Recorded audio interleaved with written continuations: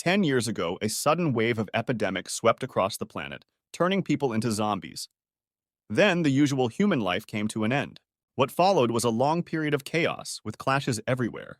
People killed and slaughtered each other for resources or to take over safe havens, and some bastards killed just for fun.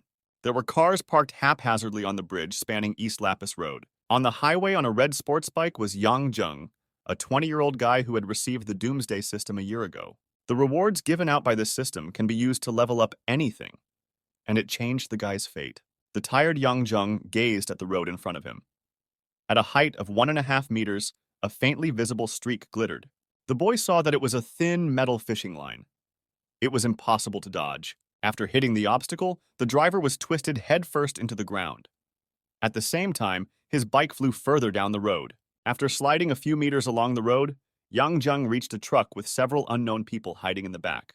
A guy with a mohawk looked out of the car. When he saw the body lying on the ground, he shouted to his buddies that they had managed to kill another one. The silhouette of another bandit appeared behind him. He grinned and patted his partner's bald head, noting that the steel wire had never let them down. Approaching the victim, the type muttered that their gang couldn't even find one set of clothes, and this guy was flaunting a clean suit like an aristocrat.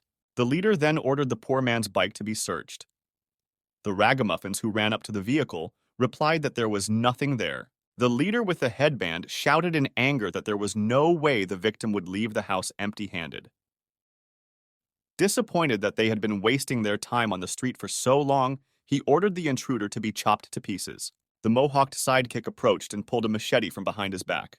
Looking madly at the biker lying there, he swung his blade. However, the bandit's attack was answered by a sudden stabbing blow that confused the attacker. The next instant, the hand holding the machete soared into the air. The shocked squad leader saw a mohawked head flying in his direction. Terrified, he caught the balderdash flying at him and screamed with fear. With one blow, the mysterious stranger severed the bandit's arm and head, causing a stupor among his accomplices. Pointing his hand at the man who had killed their mate, the ringleader asked who he was and why he was playing dead. The delicate fellow in the business suit silently adjusted his jacket and looked at the rascals. One of the thugs, bleeding with sweat, was still wondering what had killed his friend and how. Yang Jung said that while he hadn't done anything wrong, he wanted to clarify something. Looking at the gang leader, he asked if it was their group that carved up the camp on East Lapis Road. Smiling, the squad leader confirmed that it was his men who had massacred those poor souls. Pointing his finger at his buddies, he added that all of his guys took part in the massacre. One of the thugs confirmed that not only did they kill all the men there, but they also had fun with the remaining women. One of the scoundrels replied to his underling that he was not, and that he had merely hanged a family of 3 and watched with interest as the necks of these brats were broken. After listening to all this information, Yang Jung closed his eyes and replied that he wanted to do everything painlessly first. Glaring angrily at his enemies, the guy suddenly muttered that he was now promising that they would all die in agony. The leader of the group angrily asked the stranger if he thought he could handle them all alone. Without hearing an answer, the leader ordered his subordinates to kill the guy in the suit. The next instant, the bandits drew their guns and joyously began firing toward their victim. Straightening his arm and looking at the people shooting, Yang Jung said that he couldn't even be scratched with this method. The bullets fired suddenly slammed into the guy's body and either flattened or ricocheted off to the sides. The gang leader looked at the stranger in bewilderment, wondering if he had a bulletproof suit. "Go to hell!" shouted the leader of the group, and pulling out his gun, also opened fire on the victim. His bullets immediately hit Jung's head, knocking him off balance at last. That headshot made the guy's whole body fall backwards. The leader, meanwhile, had already managed to shoot the entire clip. The smoke from the intense firing was coming out of the barrel. Rejoicing in his victory, the type with the headband praised the stranger's costume, noting that his head was still unprotected. But suddenly, Jung leaned on his foot, shattering the asphalt beneath him. The bullet that hit her head didn't pierce her, but only left a small mark and took away 10 health points. The bandits looked at this miracle in horror. The leader shouted in bewilderment that it could not be, for he had shot the victim in the head and he should be dead by now. With a twinkle in his eyes, the guy looked at his opponents and said that now it was his turn. With one hand, the suit-clad type grabbed a brightly glowing sword from behind his back. With his other hand, he took the pistol. Pointing it at his opponents, he fired a single shot. The bullet flew past all the bandits who continued to stand still. Shortly after the bullet flew past the last thug, there was a sudden bright flash in front of the squad. In the next instant, Jung ran from enemy to enemy with lightning speed, inflicting several deep wounds on each of them with his blade. At that moment, It seemed to the bandits that their opponent had simply vanished. Realizing that the stranger was behind them, the thugs looked back in horror. Examining his hand, the leader grinned and remarked that, surprisingly, he wasn't even hurt. But just then, a scream from one of his subordinates sounded behind his back. Looking at his palm, the bald man watched in horror as it began to blacken and vaporize. In the next instant, blue flames enveloped the villain's entire body. The man clutched his head and cried out doomedly. In fear, the squad leader found that all of his subordinates were burning brightly. Suddenly, an energy circle formed around his feet. Immediately, a stream of scalding flame burst from his mouth. The pain was so intense that the leader quickly began to lose consciousness. Clutching his throat, the type with the bandage on his forehead screamed frantically. Reaching out his hand to Zheng, the squad leader begged him to spare him, promising that he wouldn't do anything bad again. Moving away from the epicenter of the general conflagration, the guy in the suit told the leader of the group to pass his words to the king of the underworld. On the move, Zheng tossed his sword aside and it evaporated into space. With his other hand, he materialized sunglasses out of thin air. The system immediately sent a notification that the task had been completed, and the player was awarded 2 experience points. Getting on the bike, Zheng distributed improvement points, adding a level to his vehicle. The system accepted the enhancement and responded that the bike was upgraded. A new Hellfire enhancement was also received, adding an additional 100% to the speed. Happy with his vehicle's new ability, the guy immediately decided to try it out by accelerating to the max. Distances began to be traveled much more rapidly. Zheng raced across the clear surface, splashing water behind him. So he decided to take a shortcut across the shallow lake. Looking at him, memories from a year ago popped up in the guy's head. Then he came across 2 big men. One of them looked angrily at the weak boy and asked him where he had come from and how he dared to steal food from the Fang family's property. Wiping the blood from his broken face, Zheng replied that he had been gathering food in this forest for years. Angry, he asked why these thugs had only been here for 2 minutes and already called this place someone's domain. At the same moment, the type in the white t-shirt reached into his pocket and pulled something out of it. With a strong wave of his hand toward a nearby tree, the big guy nailed a metal emblem to it. Pointing to the sign, the bulky man said that this forest was now the officially reserved property of the Fang family. A disgruntled Zheng raised his fist and angrily asked how the rest of the people could survive if the big clans were so brazen. The expected response from the pumped-up type was a powerful punch to the face. The boy fell on his back and lost consciousness. Blood spurted from his mouth onto the ground. The bandit standing next to him calmly informed Zheng that if he ever appeared in the forest area again, he was finished. The grove adjoined a large lake. When he woke up, he wandered toward the sandy beach. Sitting under a tree, he lamented that the Fang family was taking over more and more of the neighboring territories, and if this went on, he would have nowhere else to go. Suddenly, an information table appeared in front of his eyes, notifying Zheng that he had received the Doomsday System. Looking curiously at the previously unseen phenomenon, the boy wondered what it could mean. Suddenly, another message appeared, showing Zheng's stats. The initial assignment was displayed, ordering him to clean himself up with the items he had been given. On the ground in front of the hero, a knife, a razor, and shaving foam came from somewhere. Not expecting such a gift of fate, the boy immediately ran to the water. After applying the foam on his face, Zheng thought that even though it was strange, there was no point in refusing, and it wouldn't get any worse anyway. Taking a knife, the boy began to clip the excess hair off his head. Finished, he opened the system and wondered what he should do next. Immediately, he received a notification that the mission was complete, and the level point he received could be used for various improvements. Glancing at the information panel, Zheng wondered what he wanted to improve now. Then he remembered he had some fruit in his pocket. The boy pulled a crushed apple out of there, sadly noting that it looked like he had crushed it in the process of fighting. Deciding that there was nothing wrong with it, Zheng ordered the system to improve this fruit. In the next instant, the apple suddenly evaporated from his hand. Looking at the empty palm with bewilderment, the boy suddenly noticed that a shadow had fallen on him from behind that hadn't been there before. Wary, he turned around to see what had changed behind his back.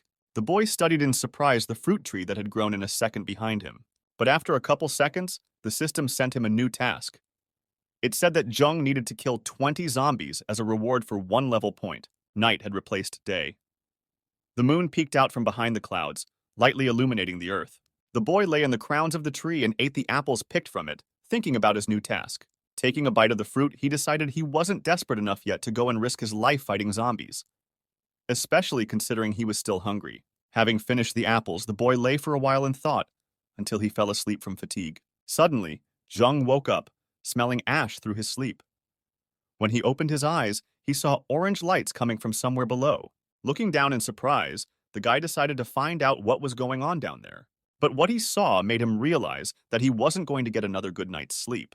His tree was burning brightly from the very base. The fire was coming up to the branches where the boy was sitting. Looking to the side, Zheng saw the big guys who had beaten him up during the day standing nearby. They shouted to the boy that they had warned him and told him to stay out of their sight. Smirking, the t-shirt type muttered that this was the result of the boy ignoring the Fang family's demand. Tensely, Zheng thought that he had already completely forgotten about those bastards. Disappointedly clinging to the tree, the boy realized that as long as people like the Fang family existed, people like him would never have a normal life. Deciding that he had nothing to lose anyway, the boy stood up, knife in hand, and shouted at the offenders that they had asked for it. Not hearing the ragged man's words, one bandit asked the other how they could have missed the tree on the beach and where it had come from. The second one replied that it didn't matter, and the main thing now was to burn it with that idiot in the branches. But in the next instant, Zheng swung his knife and leaped from the tree at the villains. Not having time to react to the unexpected attack, the big man in a t-shirt remained standing still. Thus, the hero cut the bandit down with one blow. The second thug looked at his bleeding partner in horror. With a shout, he reached behind his back to pull out his gun. It was just in time for Zheng to notice. Trying to get ahead of his opponent, the boy quickly lunged at him, hoping to stab him first. But a moment later, a gunshot rang out. The two silhouettes stood motionless against each other. In the background, a fruit tree was burning with scarlet flames, illuminating the surrounding forest.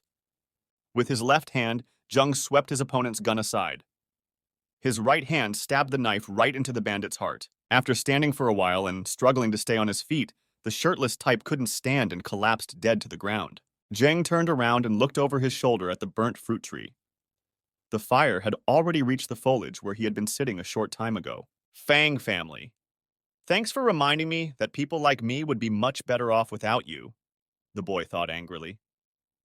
Turning around, the ragged man walked away from the place.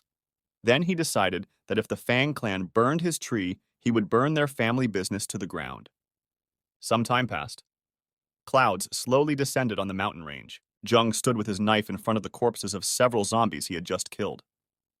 The system alerted him to the third level. Among the rewards he received were torn pants, sneakers, and jacket, as well as 35 rounds of ammunition for his gun. However, the guy was unhappy that he had been killing zombies all morning, and the loot was so weak. Looking at the muscles in his arm, the boy still noted that he had managed to gain 2 levels and experience points. It made it much easier for him to deal with zombies than before. Current stats showed level 3 in key characteristics, and 6 experience points available. After reviewing the information again, Zheng clicked on the panel to pick up the loot he had received. The system immediately alerted to the receipt of new items and changed the hero's clothes. Looking at the gun he had taken from the dead bandit, the guy decided that it would be a good idea to raise his own level now. Then he thought that this world was not only inhabited by ordinary zombies, but also by much stronger monsters. They were harder to kill, their bodies were stronger, and some of them even had superpowers. After examining the trophy, Zheng decided that this barrel would still be useless against the ferocious zombies. However, early on, this weapon was quite attractive, so the guy immediately improved it by pumping up the damage and critical rating. Noting that the look of the gun hasn't changed since the improvement, the boy joked that it looks like he'll have to buy skins for donations. Suddenly, gunshots rang out somewhere ahead.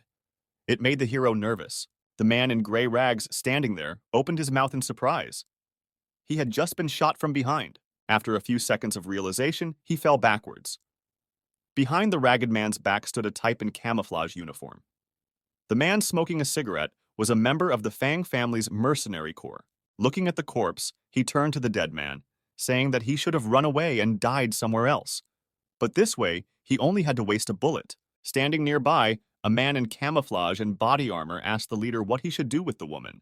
Nearby, a young girl in rags and with pink hair sat shaking with fear near the van. Looking at her, the commander ironically said that she was the only one who had lost her comrade. With a sense of dominance, the leader pronounced that now his boys would definitely take care of her.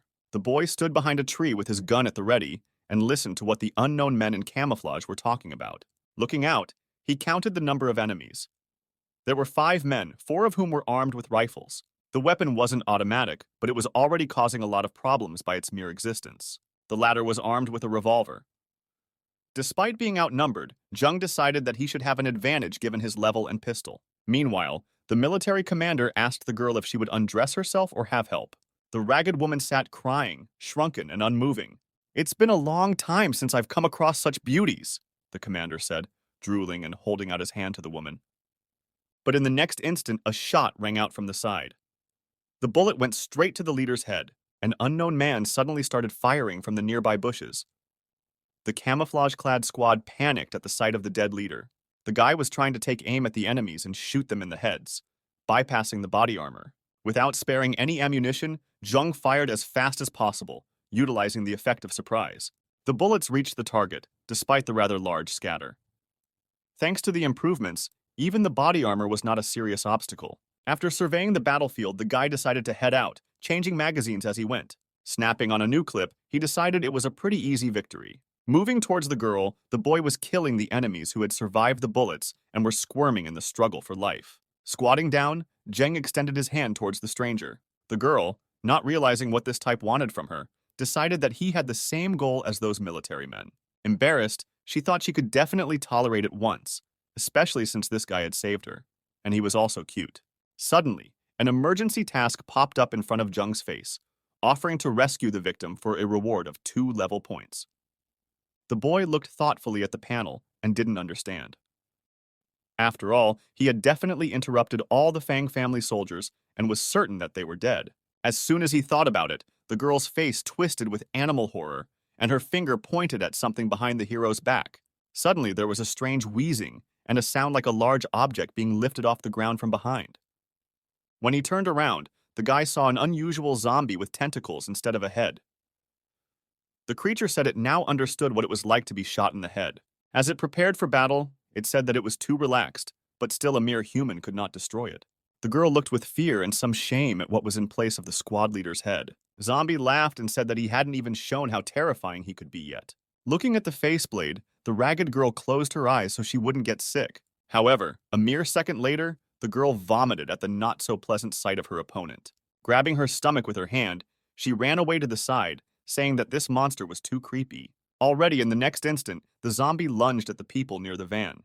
He was so fast that the moment he launched his attack, Jung immediately lost sight of him. Just before the guy realized it, a blue hand immediately appeared near his nose. "One ready," the monster said contentedly, driving the man into the wall of the van with all his might. Looking at the frightened girl, the zombie muttered that humans were like thin paper to him. Anticipating what he could do to his victim, the monster pounced on her, screaming that now it was her turn. But for some reason, he couldn't get the girl. Looking around, the zombie saw that his right arm was stuck in the van, and there was no way to free it. Deciding that the victim wasn't going anywhere anyway, the monster walked over to the hole in the truck to see what was causing it to get stuck. As he peered into the darkness, he saw a completely unharmed boy holding his hand.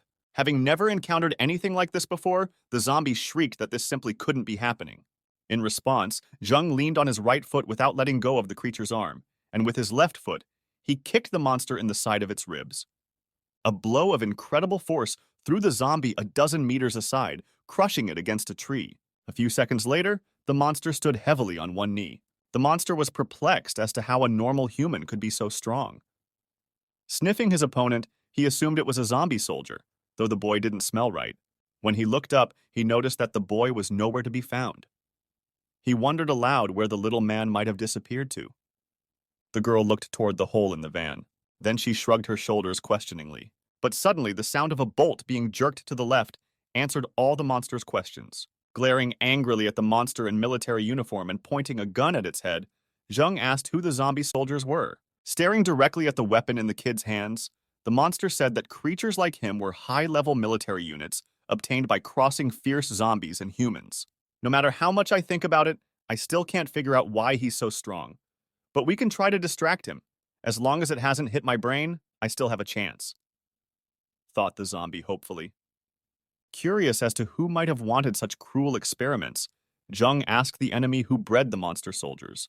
The creature replied that Fang Wenying, the chief scientist of the Fang family's research laboratory, was behind the development. Looking questioningly at his opponent, the boy thought that once again, this clan was involved in everything. Looking at the boy contentedly, the zombie considered that the boy was finally hesitating, and if he could manage to confuse the boy even more, there might be a moment to strike. But as soon as the monster thought about it, there was an immediate gunshot. The creature was dumbfounded by such a drastic change in the enemy's mood. As he fell on his back, the zombie thought about how today's youth had no concept of fair combat. However, the brain was not hit by the gunshot. The monster realizes this and decides to pretend to be dead, and in the future, finds strong zombie soldiers to kill the human. But immediately the first bullet was followed by a second bullet to the creature's head, and following the second, the boy released a third. As he continued firing time after time, Jung realized that the Fong family was starting to piss him off more and more. The gunshots just wouldn't stop. The guy seemed to have gone mad. The boy was firing his second round in a row while talking about the Fong family and the super soldiers. His behavior frightened the girl behind him. After using up 5 magazines and turning the monster's face into a bloody mess, Jung finally stopped. Thinking that the points for completing the task had calmed him down a bit, the guy looked at the assignment screen. After thinking about a more efficient distribution of experience, the hero decided to spend 1 point to pump himself up and save the rest for now. Thus, Jung had reached the 4th level in the Doomsday system. Realizing that the gun would take 24 hours to reload, the guy got a little frustrated. Suddenly, the girl asked him where he was staring at all the time. Without answering the question, the boy said that she was now in no danger and could leave this place. In parallel, Jung added a revolver, a rifle, and a tactical vest to his inventory. The frightened girl asked the hero if he could escort her to the village if she would pay him. The guy answered in the negative, saying he didn't have time for her. He thought to himself that the main goal for him was to kill as many zombies as possible, to collect more experience points, and for that, it was worth preparing. With a wave of his hand, Jung said goodbye to the girl and headed off in the opposite direction. But immediately he was distracted, which made the guy really pissed off. The stranger clutched at the guy's leg and burst into tears, asking what would happen to her if she came across the same bastards on the way back, and could a hero like Jeng allow such a beautiful girl to be bullied again? At the ragamuffins shouting that her grandfather was the headman and could pay well, the boy saw a side task appear that gave him 2 level points. That's when he realized that real-life tasks could be added to the system. After pondering and assuming that it wouldn't be that difficult, Jung accepted the task. After a while, the couple found themselves in a junkyard. When the girl asked what they were doing here, the guy said that he was looking for a suitable car. The companion replied that there was no point in it, as all the cars had rotted away 10 years ago. But Jung replied that he had already found a suitable car anyway. Upon approaching the car, the boy stated that the condition of this vehicle was better than others. The girl, surprised at the choice, asked if she was blind, or if there was really no engine. The guy only laughed in response, because he had his own trump card. Putting his hand on the machine, Jung began to emit energy into its body. Suddenly there was a bright flash, and the entire car glittered with blue light. The girl shrieked in surprise, saying she couldn't see anything. Suddenly, the flash ended abruptly, and she was finally able to look toward the car. What she discovered raised a lot of questions for her. A shiny new Aston Martin GT appeared before her eyes. Jung spent 1 level point, thus completely transforming the car.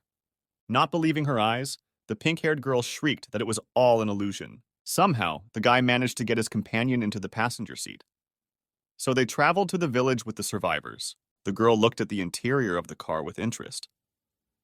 With delight, she said that nowadays, few people can afford a car, except the rich from the Dawn City. But the guy had turned the junk into a luxurious sports car, like a magician. Looking at the fellow traveler, the beauty noted that he not only saved girls, but also turned garbage into treasure. She jokingly called the boy a hero sent from above. Jang looked at his companion in bewilderment. Looking at the road, the boy embarrassedly replied that he was no hero, but a simple guy who disliked the Fang family. The girl introduced herself, saying her name was Xiao Qi. In response, the guy said his name was Yang Zheng. Suddenly, the rearview mirror suddenly showed a cobblestone flying straight at the car. The hero, who switched his attention from socializing to the road in time, saw the approaching danger. Shouting to his companion to hold on tight, the guy sharply turned the steering wheel sideways, avoiding collision with the object. Panicked with surprise, Xiaoqi asked what was wrong. But a moment later, a huge boulder fell from behind the car, shattering the paved road to pieces. Immediately after, a loud rumbling sound was heard behind him. In the rearview mirror, Jung saw a stone foot. It was a raging all-stone zombie. The monster deftly tossed the boulder, trying on its weight for the next throw. A moment later, he hurled a rock at the moving car with great speed. Jung once again sharply twisted the steering wheel to the side in an effort to evade the collision. A boulder flew past, falling to the left and raising a cloud of sand. The girl noted that it was not the first time she had seen this monster. Moreover, it was often seen here, loitering around the neighborhood. The guy shouted furiously, asking why she hadn't mentioned it sooner. The girl, a little embarrassed, replied that she had simply forgotten. Jung said that they had to get rid of the big guy somehow, since they couldn't keep dodging flying rocks. When the boy saw a fork in the road ahead, he asked which way to go. The girl said that the road on the right was fine, though broken in places. When Jung asked what was on the left, Xiaoqi said that there was a canyon that way, but the bridge had collapsed. Having chosen a direction, the guy put on the gas. Unexpectedly to the girl, the boy turned left. Overwhelmed, Xiaoqi asked why her companion had turned that way. She had warned him that there was a broken bridge that way. "Let's die together!" Jung suddenly spoke out. Appearing horrified, the girl screamed for him to let her out of the car immediately. Smirking, the guy replied that he had promised to get her to the village, so he wouldn't let her go halfway. At this moment, a furious zombie threw 3 large stones towards the car at once. With great luck, all the boulders again missed their target. Meanwhile, the travelers were already approaching the broken bridge. The crossing was destroyed. The distance between the spans was very large. The car had reached the edge of the cliff.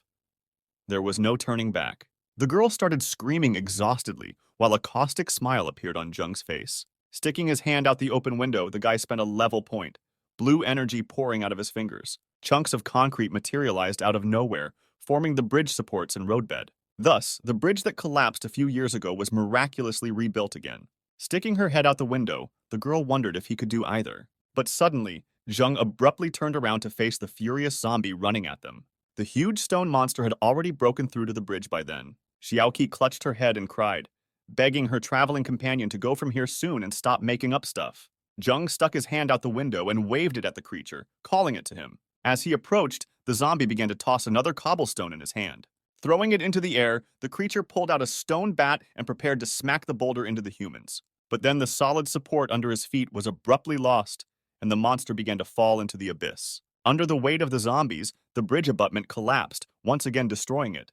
The wandless carcass of the stone-shaped monster flew into the river flowing through the canyon. The system announced that the status of the bridge had deteriorated from intact to collapsed. Thanks to his newly acquired ability, Zheng was able to get the already used level point back to himself. The dumbfounded Xiaoqi couldn't believe her eyes that the guy had killed the monster in such a graceful way. Noticing that he wasn't getting any added experience, the boy said that a raging zombie couldn't just be killed. The girl asked what her companion was talking about. Zheng pressed the gas pedal to the floor without further ado, saying that they'd better speed up since the monster would obviously come out of there equally or later. The girl explained that they are unlikely to meet again, as all fierce zombies have their own territories. And thanks to this, you can avoid meeting them when collecting resources. The boy asked with interest if the Fang family was taking resources away from their village. Xiaoqi explained that the Fang clan's mercenary corps would take everything away, but the forces under the direct command of the family leave the village with 20%. Irritated, Zheng was surprised that the clan was taking 80% of the resources at once without lifting a finger. The girl noted that in return, the Fan clan sent people to protect the surrounding areas from zombies. But at the same time, they confiscated all the weapons from the residents. The boy said that in the end, the bandits took away all the villagers' belongings and then said they would protect them themselves. Although, the boy said, he wasn't surprised that the Fang family was doing that. Suddenly, the sound of approaching cars was heard from in front. Xiaoqi shouted in panic that the Fang clan's motorcade was coming towards them. The sports car with the travelers equaled the silver Jeep. From the window of a large SUV, a kid looked surprised at the passing Aston Martin. In response, a suspicious-looking man glared back at him with an embittered glare. After the vehicles parted ways, the passenger in the Jeep called out to his driver, keeping his eyes on the sports car. Pointing his finger at the speeding car, the guy in the yellow jacket shouted angrily that some guy driving that car was staring at him. Pushing the driver, he ordered him to turn around and follow the sports car. The girl sitting next to him mumbled that she didn't see the need to make such a detour, since they still had to collect tribute from other villages. Besides, if someone can afford to drive an Aston Martin, they must be a hard man. After listening to the lecture that such expensive cars don't just appear on the road, a guy in a yellow jacket named Fang Su sat down with his companion and asked if she was going to teach him. Annoyed, Olsen, the 10th Resource Team's guard leader, replied that she wasn't going to cross anyone. She only reminded them that if they got into town late, her companion would be late for a date with some celebrity. Remembering this, the guy waved his hand and said that, in that case, they should give up the chase and immediately make their way to the next village. Looking at the dim-witted interlocutor, the girl thought that this jerk would do well to go to school. Meanwhile, the sports car was approaching the shipping containers standing in several rows. From one of the crates, hearing the rumble of an approaching car, a man in rags emerged, holding a homemade bat at the ready. Suddenly, a girl looked out of the passenger seat of the approaching sports car and waved at her grandfather. Seeing Xiaoqi, the old man was unspeakably happy to recognize his granddaughter. The man tearfully said that when her group didn't return after finding a new parking spot, he thought those had died. The girl replied that she was fine, but the Fang family had killed Chung. Pointing at the companion, Xiaoqi said that she had returned home thanks to young Zheng. She also asked her grandfather to give the money left in her stash to this guy, since she had already promised him a reward. The boy waved his hand in a friendly manner to the villagers. Moving closer, the old man whispered in his granddaughter's ear that the Fang family's resource team had just arrived, and now they had no stash. Frustratedly turning to Zheng, the girl said that she wouldn't be able to fulfill her promise. Nevertheless, she offered her companion to repay the rescue in another way. Not paying attention to the tempting offer, the guy walked towards the car, replying that he didn't need a reward. Immediately, the system sent a notification about successful completion of the task. For the last time, Zheng only asked Xiaoqi to point out where there were zombies around here. The girl pointed her finger in the direction, saying that half an hour's walk there were mountains with a whole horde of monsters. But she also noted that there were a couple of troublesome rabid zombies there as well. With a hopeful expression, Xiaoqi offered to help in this case. Without listening to the end, Zheng replied that the girl could leave the extermination of the monsters to him. Embarrassed, Xiaoqi muttered that they would be very grateful for such help. Immediately, the guy saw a new task in front of him. This confirmed his hunch that the tasks he receives in the real world are also displayed in the system. Getting behind the wheel of the sports car, he drove enthusiastically in the direction the girl pointed. Looking at the departing car, Xiaoqi thought that this guy seemed trustworthy. An old man standing nearby asked to recall the name. The girl said that guy's name was Yang Zheng, wondering what her grandfather's memory was. However, the man said that he meant the name for his future great-grandson. Xiaoqi was embarrassed and asked her grandfather why he was bringing the topic of relationships everywhere. Then she shamefully ran away. The old man angrily demanded that his granddaughter immediately come up with a name for his future son. Then the man looked toward the departing hero, thinking that this young man had a lot of courage to go into the mountains alone. Especially when you consider that even the guards don't risk messing with those creatures. After a while, Zheng reached a dense forest thicket. After exiting the vehicles and walking between the trees, the hero activated 1 point, raising his level to 5th. Thanks to this, a new ability was added to his profile. He could now see the levels of his opponents, as well as keep track of his remaining health level. Looking at the update, Zheng realized that he could still be injured and would feel cuts and bites. However, among other things, he now had resistance to poisons. Looking to his left, the hero saw a group of zombies approaching. Above each of them, he saw levels of creatures. Without a second's hesitation, the guy lunged at the crowd of monsters, cutting them all down with a few swift blows. After that, the system notified that the experience bar was full, and an additional experience point was added. With all the points available, Zheng immediately improved the gun. Finally, the gun in the guy's hand was transformed with a sight and an improved magazine. The bullets were also able to ricochet. While examining the weapon, the hero didn't notice at all when someone attacked him from behind with a spear. After a few blows, the guy was thrown back. He dropped the knife from his hand in surprise. Coming to his senses, the boy assessed the situation and grabbed the knife again in flight. Landing on his feet, Zheng was surprised at the force of the impact. As he looked closer, he saw a female figure standing in the distance. Standing nearby was a fierce level 5 zombie named Gloria. Holding another spear in her hand, she glared at the boy with her one eye intact. As he prepared for battle, Zheng noticed that this was the first time he had seen a fierce zombie with its own name. At this moment, the monster began to unwind the weapon in his hands, calculating the distance to the target. At a certain point, the furious zombie stopped and swung around, taking aim at the man. In the next instant, the creature threw the spear towards Zheng with incredible force. Managing to assess the situation, the boy jerked aside and the pike flew past, grazing the boy's cheek slightly. Whistling behind him, the spear slammed into a tree behind the hero's back. The blow was of such great force that the pike effortlessly pierced through the plant. In response, Jung pulled out a gun and fired several shots at the zombies.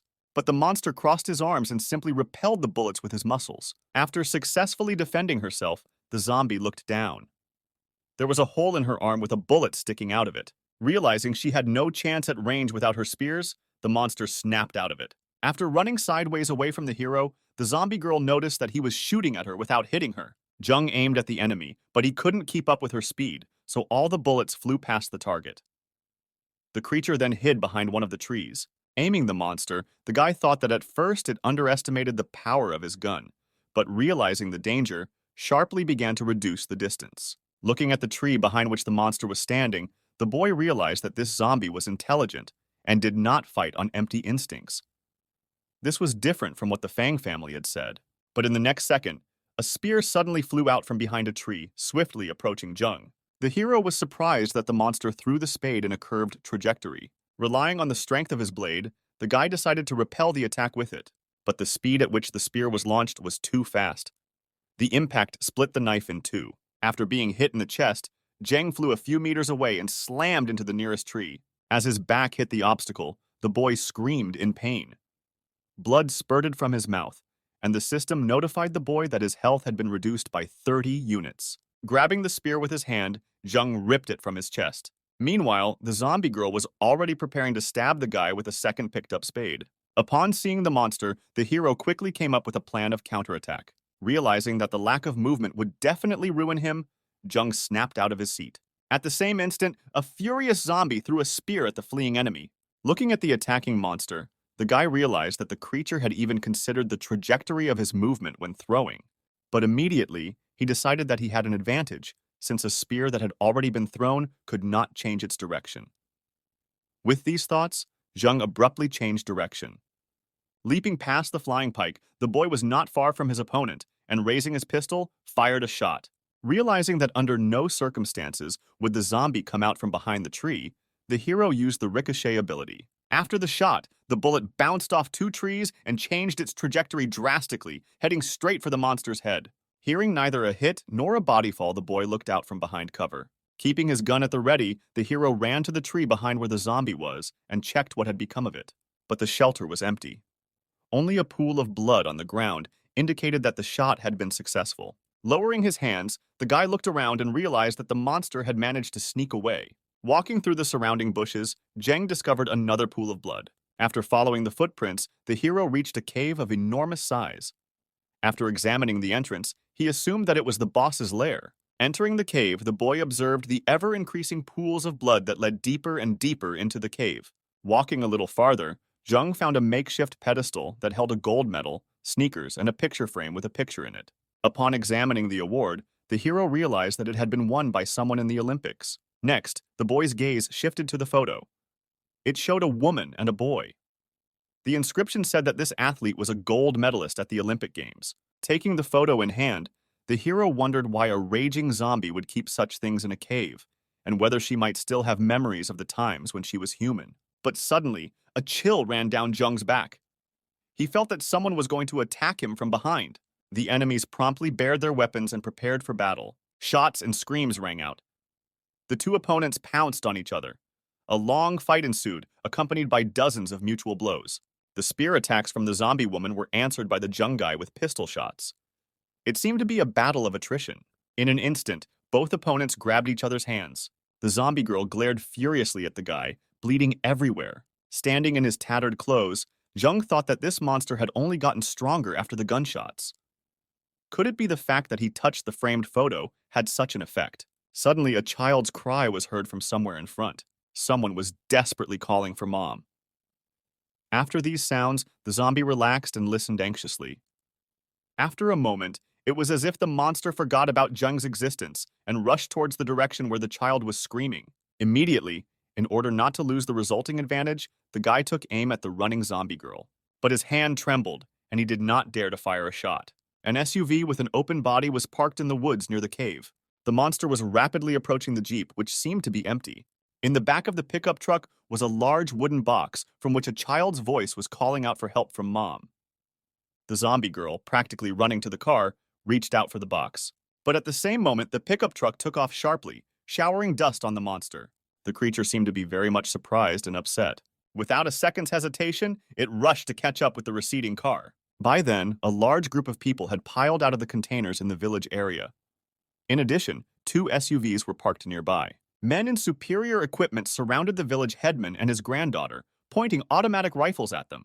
Fang Su, the leader of the armed group, stood in front of the frightened residents. Irritated, he asked the villagers where the man who stole the sports car from him was. Xiaoqi angrily thought that this shameless man was talking as if the car he himself was driving wasn't stolen from someone else. Slapping his face with his hand, the villain complained that his date with the star girl had already fallen through, and now the villagers didn't want to say anything. Suddenly, he saw a pickup truck pull up from the side of the woods with a load behind it. Joyfully, the gang leader approached the car. After shouting that the villagers would see something very cool today, Fang Su grabbed the cloth covering the rectangular object with his hand. Tearing off the coverlet, he showed the men a huge iron cage. Behind the bars sat a fierce female zombie, and a smaller monster crouched behind her. Overwhelmed by what she saw, Xiaoqi recognized the monsters, saying that they were the creatures that attacked their village last time.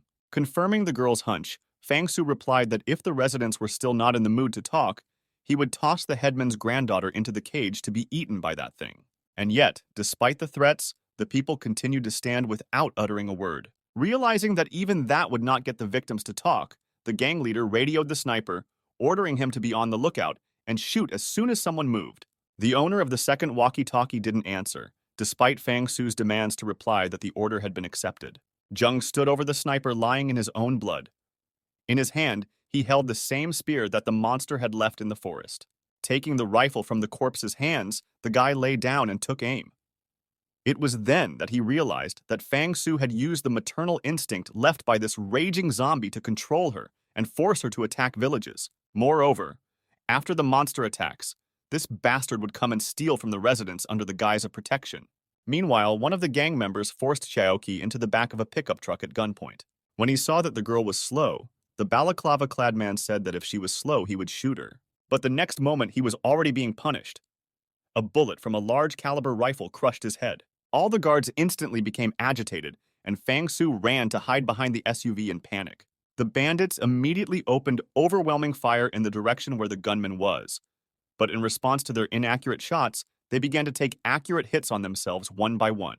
The caliber of the sniper rifle was so large that it easily pierced through cars. Rushing off to his vehicle, the squad leader lamented that his sniper had flashed his location so quickly and allowed himself to be detected. In the rifle scope, Zheng saw that the main target of this operation was 273 meters away. The guy held his breath and prepared to pull the trigger. But a moment later, he heard a pop in the distance, and in his scope he saw a rocket shell from a portable launcher approaching him. This outcome of events almost put the hero in a stupor, but Zheng reacted in time and managed to jump back. A moment later, there was an explosion where he was lying. Rolling down the slope and still holding the rifle, the guy took aim and fired a shot, trying to snag the SUV that was driving away. The bullet hit the rearview mirror of the car in which Fang Su was sitting. The leader ordered the driver to drive away at full speed because of the proximity of death. After turning around and rushing under gunfire toward town, the car pulled onto a dirt road. As he pulled out of the firing range, Fang Su noticed that a notification appeared on his smartwatch that they were far away from the target. Horrified, he looked at the new information that the bomb had been activated. That meant that the explosives they'd planted under the small zombie should go off soon. At the time the countdown started, the monsters were still sitting in the cage, not trying to escape. At the same moment, the female heard strange sounds. The zombie baby sat and looked happily at his mom. The next instant, there was a small explosion in the pickup truck. The whole body was splattered with crimson blood. When the smoke cleared, the monster girl saw that there was no one else in the cage but her. At the same moment, judging from her eyes, she realized that she would never see her baby again. Immediately afterward, her gaze became serious, her eyes beginning to fill with a red light. After another moment, her pupils changed color and became like a scope. Exhaling steam out of herself, she stared angrily forward, as if she wanted to slaughter every single person. At that moment, the creature was so filled with hatred that it effortlessly tore through the metal bars and jumped out. Immediately afterward, she tore off in the direction the SUV with the bandits had gone.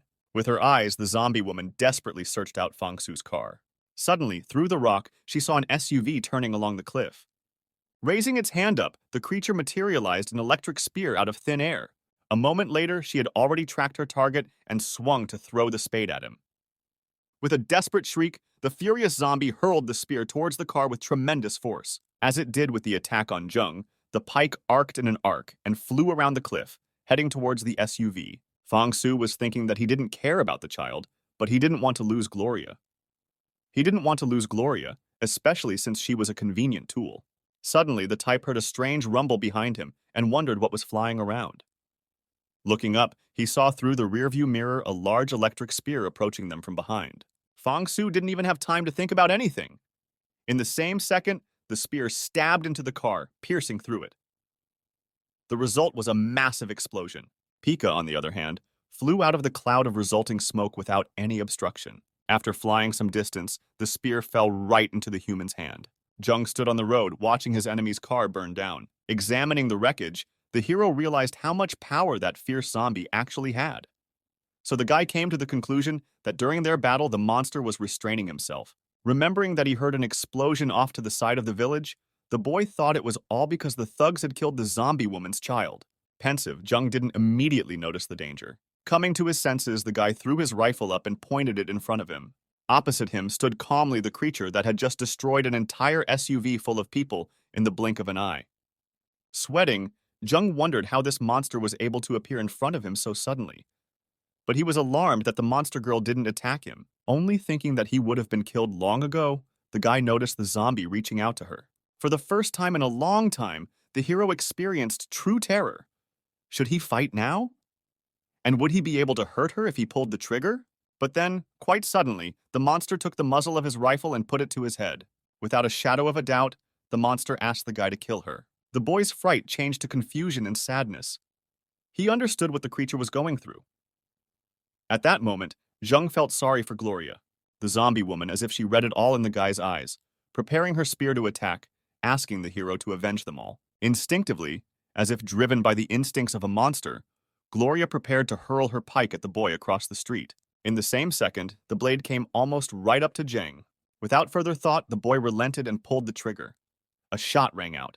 The bullet struck the zombie girl right in the head, causing her body to immediately stagger and fall backwards. Looking at the creature's corpse, the hero realized that she had purposely forced him to pull the trigger. Standing beside the vaporizing body, Jung said he remembered Gloria's words and promised the Fang family to pay for what they had done to both him and her. At the same moment, the system sent a lot of new notifications, alerting you to get a lot of experience for killing a raging zombie.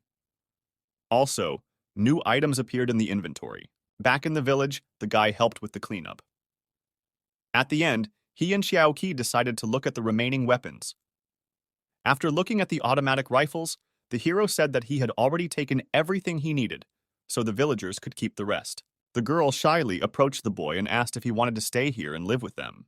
Jung replied that he wished he could, but the last time he thought about it, he was almost burned alive in a fruit tree. Reaching for the door of the sports car, the guy said that if he did nothing, trouble would probably find him on its own in a couple days. After getting behind the wheel, Jung gave one last shout that maybe they would see each other again and left the village on his own. Saying goodbye to the man who had saved her life, Xiaoqi wished the man good luck and told him that he would be able to accomplish everything. Already sprinting down the highway, the guy decided that his next stop would be Dawn City. At breakneck speed, the hero was racing toward his new goal.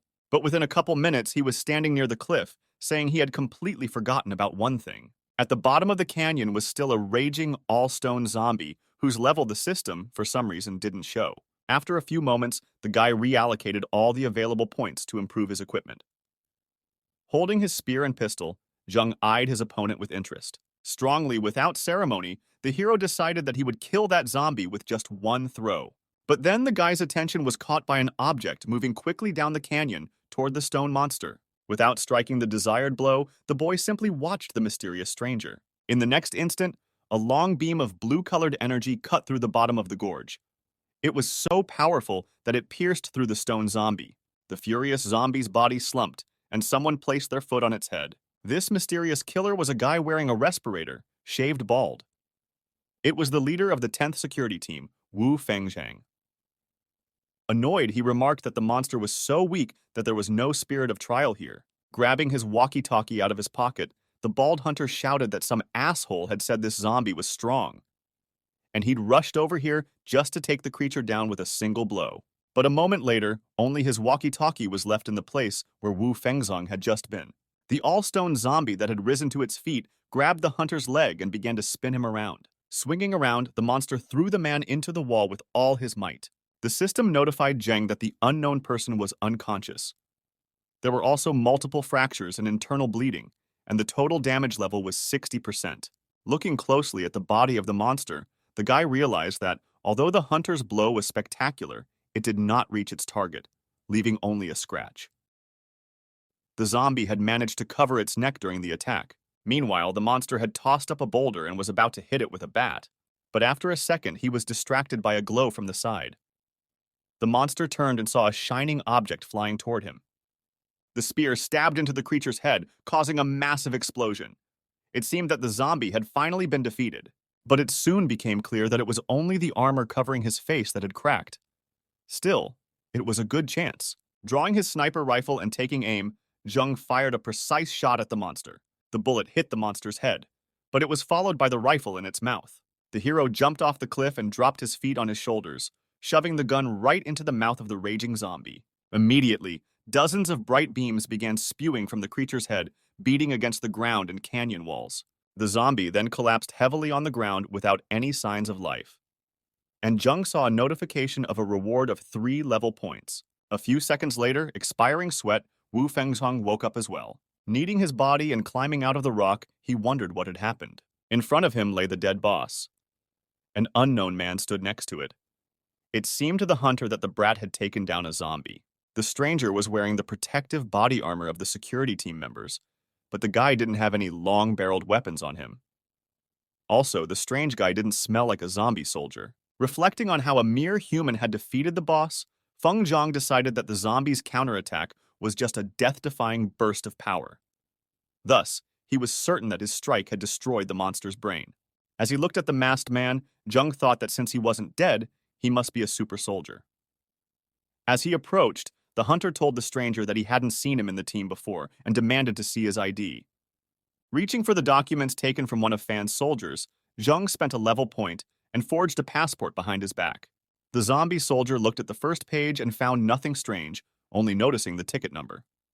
Realizing that the guy in front of him was probably a new recruit, Feng Zhang asked if the guy was very new to the security team. Hoping that there would be no more questions, Zheng answered in the affirmative. As he approached the soldier, the hunter clapped him on the shoulder and told him not to yawn.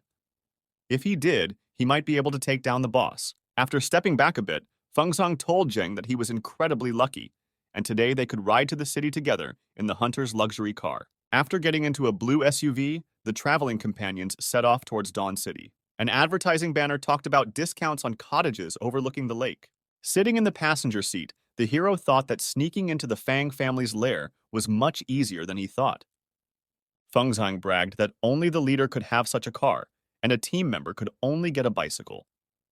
But you can go higher by killing more zombies and completing more tasks. Thinking that this car was many times worse than his Aston Martin GT, Zheng heard that if you got high enough, you could apply to be converted into a zombie soldier. At that moment, the boy realized that it was really good to be a leader.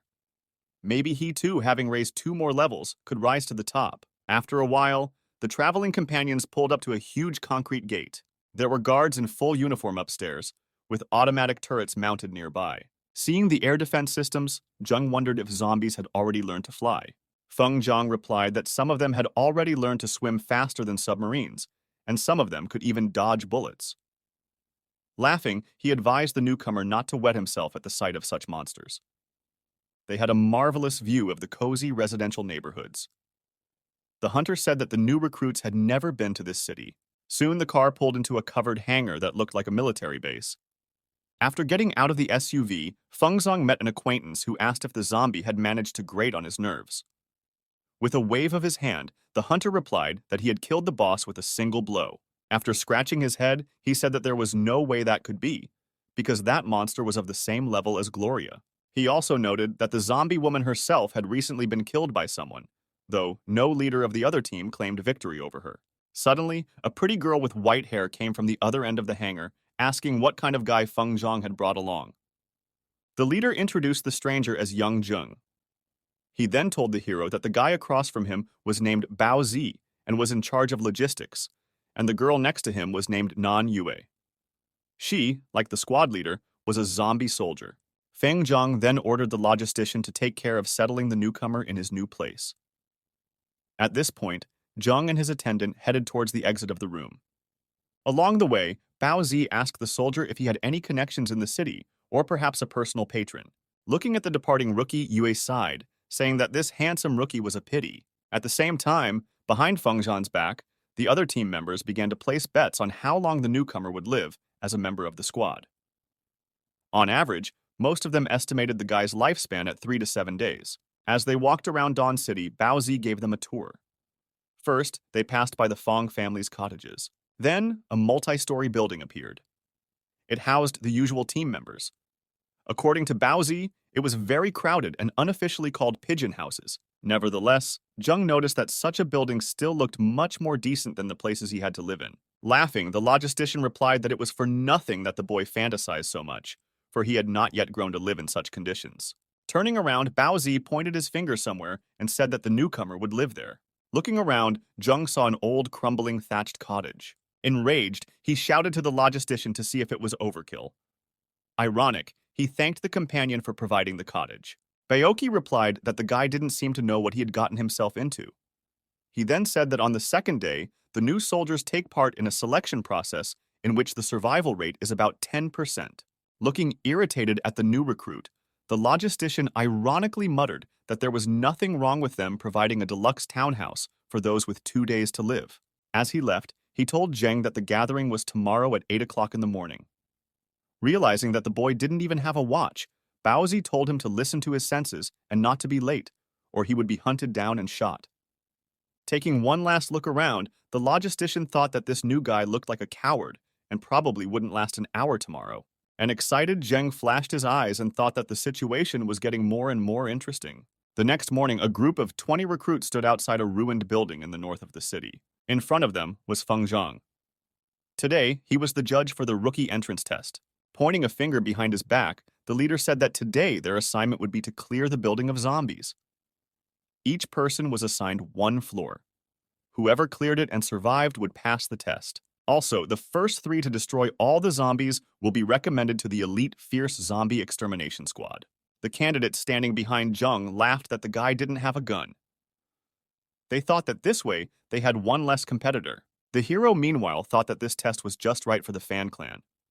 Those without connections would enter the training ground unarmed, and those 2 behind him brought their rifles with them. Suddenly, the system sent a notification with another task. 3 level points were given for completing it. You also had to get rid of the hidden raging zombies in the building. Once the challenge began, many unarmed newbies, logically, couldn't handle their floors. Those who were unluckier than others, already at the entrance, ran into fierce zombies that left untrained fighters no chance. By the first 30 minutes, 7 of the 20 participants had already died. Feng Zhang realized that there were no trained warriors among the new recruits. And the fact that he had surreptitiously sneaked fierce zombies onto the floors only accelerated the process. It looked like everyone except Master Zhang, the boss's protege, would be killed today. Gunshots were heard on one of the upper floors. The guy with the rifle was finally done. He figured the last zombie was probably a raging zombie. Young Dawn City Master Zhang Ya of the Eternal Water Corporation looked at the camera and replied as he cleared the floor. Looking down the hallway, the guy was upset that all the corpses had vanished, and he hadn't had time to count how many he'd killed. Calling Feng Zhang on the radio, the hunter asked if he had gotten to the first place. In response, the team leader replied that it would be better for the guy to go to the floor above. Walking up the stairs, Zhang Ya was surprised that someone was able to overtake him. He had learned beforehand that all of his opponents were weak. In addition, he had to invest his own money to buy equipment. Once on the next floor, the young master wondered what a bunch of newbies were doing here and why they weren't moving anywhere. Zhang Ya asked the nearest guy if they had cleared their floors. He said no, to which the guy with the rifle asked why they were all standing there. Pointing his finger at the open door, the bald rookie replied that it was all because of that guy who killed all the zombies from the next 10 floors. Such news left Zhang Ya dumbfounded. In front of him on the mountain of corpses sat the very recruit he and his friend had laughed at before the ordeal began. The type with the rifle looked at the calm boy in the body armor. By his calculations, this newcomer had killed even a few of the fierce zombies. And considering that the bodies still hadn't dissolved, it turned out that he had killed them all within the last few minutes. But what was most striking was that this intimidating kid did all of this with his bare hands. In a rage, Feng Zhang smashed the monitor through which he was watching one of the floors. Looking from the observation center at Yangzheng, the leader realized that he was wrong about him. And this kid probably possessed at least a third of Feng Zhang's own strength. But immediately, unwilling to give up, the ringleader ordered the assistant to release an extra, especially the monster. The mysterious creature flew from the side of the forest toward the building. Realizing that something was approaching him from behind the window, Zheng looked to his left. In the sky, he saw a creature that looked like a huge dragonfly. His speed was so great that the lad had no time to react to the danger. Clawing its claws into its victim, the monster broke through the wall and flew into one of the offices. It's a pity that even though you're strong enough to fight zombies, your opponent is the son of the head of one of the 3 largest corporations in the city, Feng Zhang said with a smile. Looking at the screen, the thug thought that young Master Zhang's victory would determine whether or not he would become the head of the team. But as soon as the smoke from the multiple blows cleared, Feng Zhang was immediately stunned by what he saw. He had never encountered anything like this before. In the ruined room, the unusual young fighter fought the elite, noisy zombie on equal footing. With his legs, the boy held the full weight of the monster in his outstretched arms. Tensely looking at this situation, Feng Zhang realized that he had greatly underestimated the newcomer. However, this winged monster still had a trump card. The very next instant, the furious zombie opened its mouth and screamed, emitting high-pitched sounds. The use of this ability caused Zhang to feel a sense of fear and panic. Realizing that he was no longer able to withstand such powerful impulses, the guy withdrew from the fight and quickly ran out into the corridor. At the same time, the creature also retreated, jumping out the window. Such an unusual attack nearly exploded the boy's skull. The hero crouched down and spat out the blood that came up. The system sent a notification that Zhang had lost 40 health points. Wiping his face, the guy thought that dealing with this monster wouldn't be as easy as he expected, even though his strength and speed weren't the best.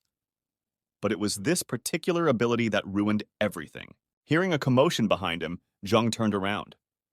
Behind him, the newcomer sat trembling, nervously searching for something in his pocket.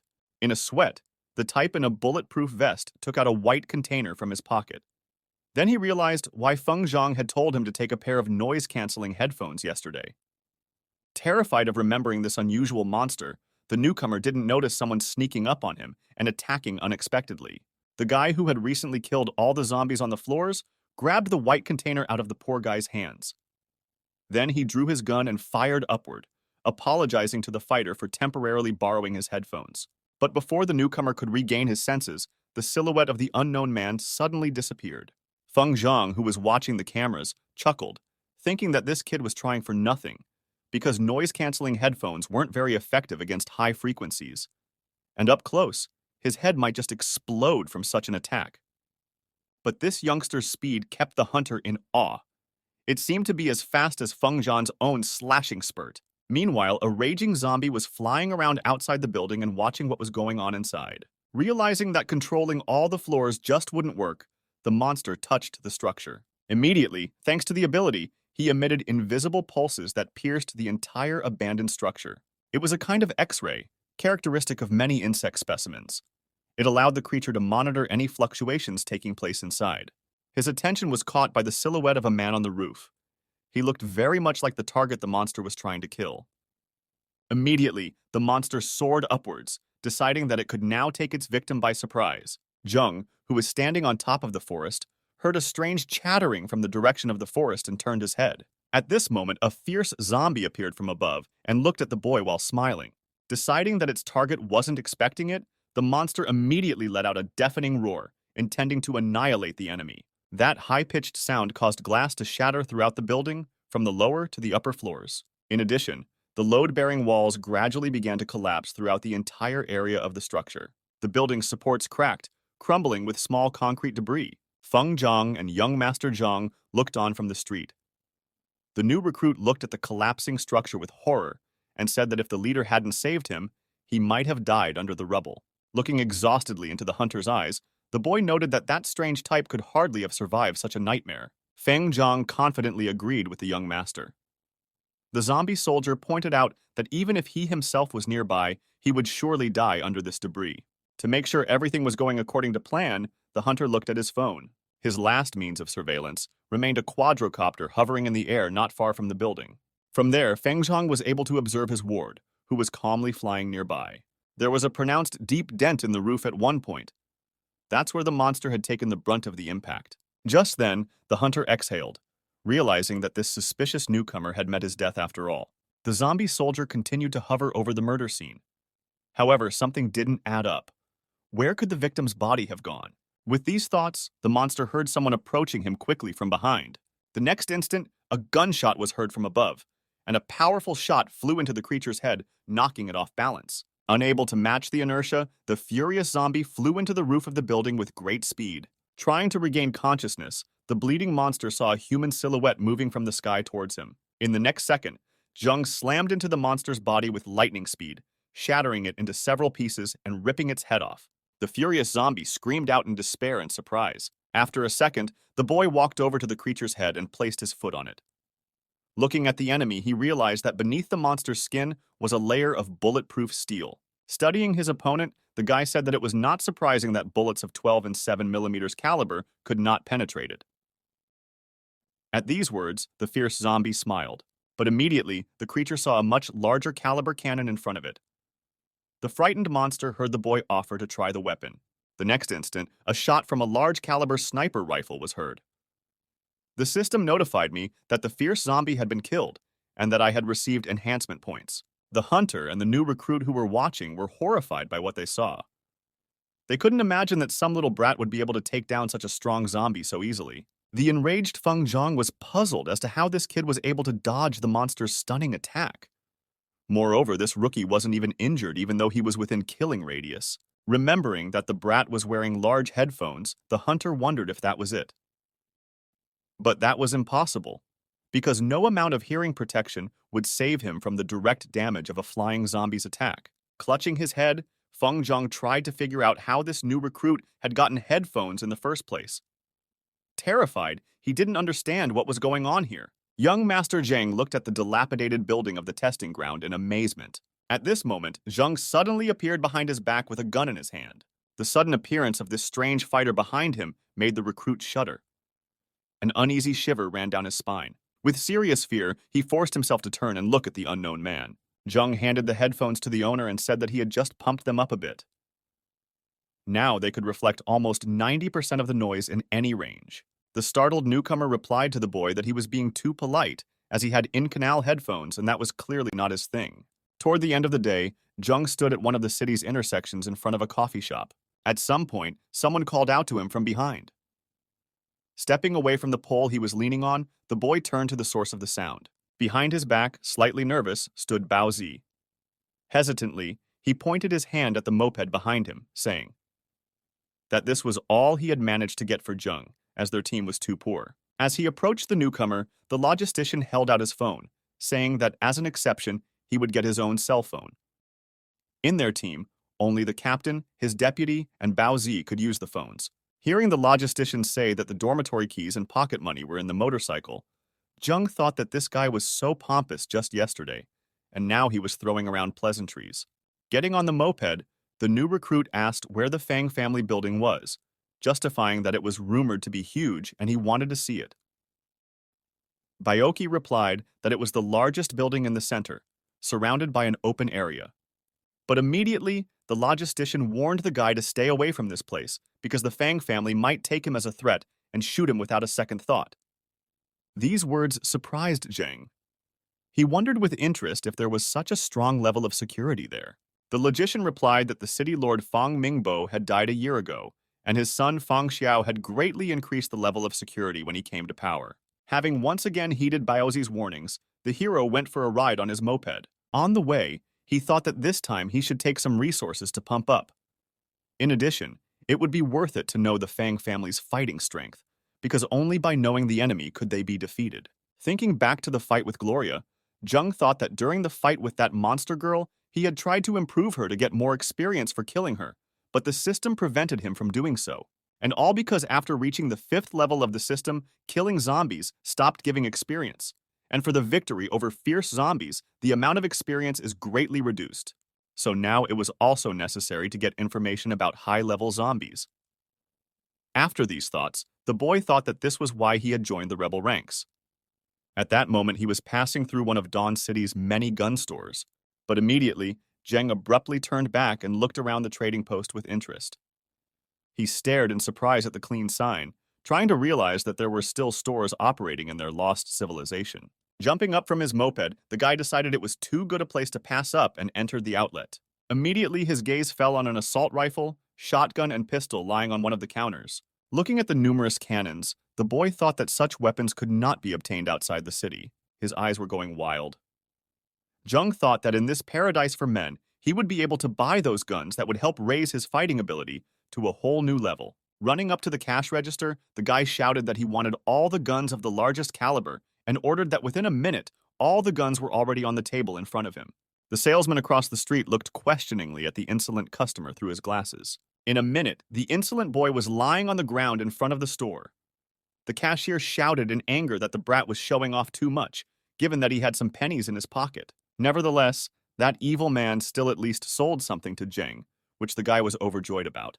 Looking through the new binoculars and holding the newly purchased rifle, the hero thought that although the silencer would not cancel out the sound completely, it would attract less attention from the enemies when shooting at a distance. With these words, he began to scrutinize the Fang family's main building surrounded by a tall fence. From the elevation, it was clearly visible that this clan had quite a few ground military equipment. In addition to the boy's even greater surprise, there were several versatile combat airplanes on the grounds. On the roof of the building, he also noticed several silhouettes watching the area. After taking a closer look, the guy realized that it was the core of the Fang family's army, namely the zombie soldiers. There were 3 level 6 monsters on the roof at the moment. Seeing that these monsters were quite strong, Zheng realized that as long as the Fang family had such zombie soldiers in their service, they would continue to rule Dawn City. After studying the situation a bit more, the boy realized there was no turning back and pulled his balaclava over his head. With a single motion, he threw off his body armor. As he prepared for battle, Zheng thought that there was no way he could return empty-handed. With that thought, he took aim and, holding his breath, fired. That shot, however, had another meaning.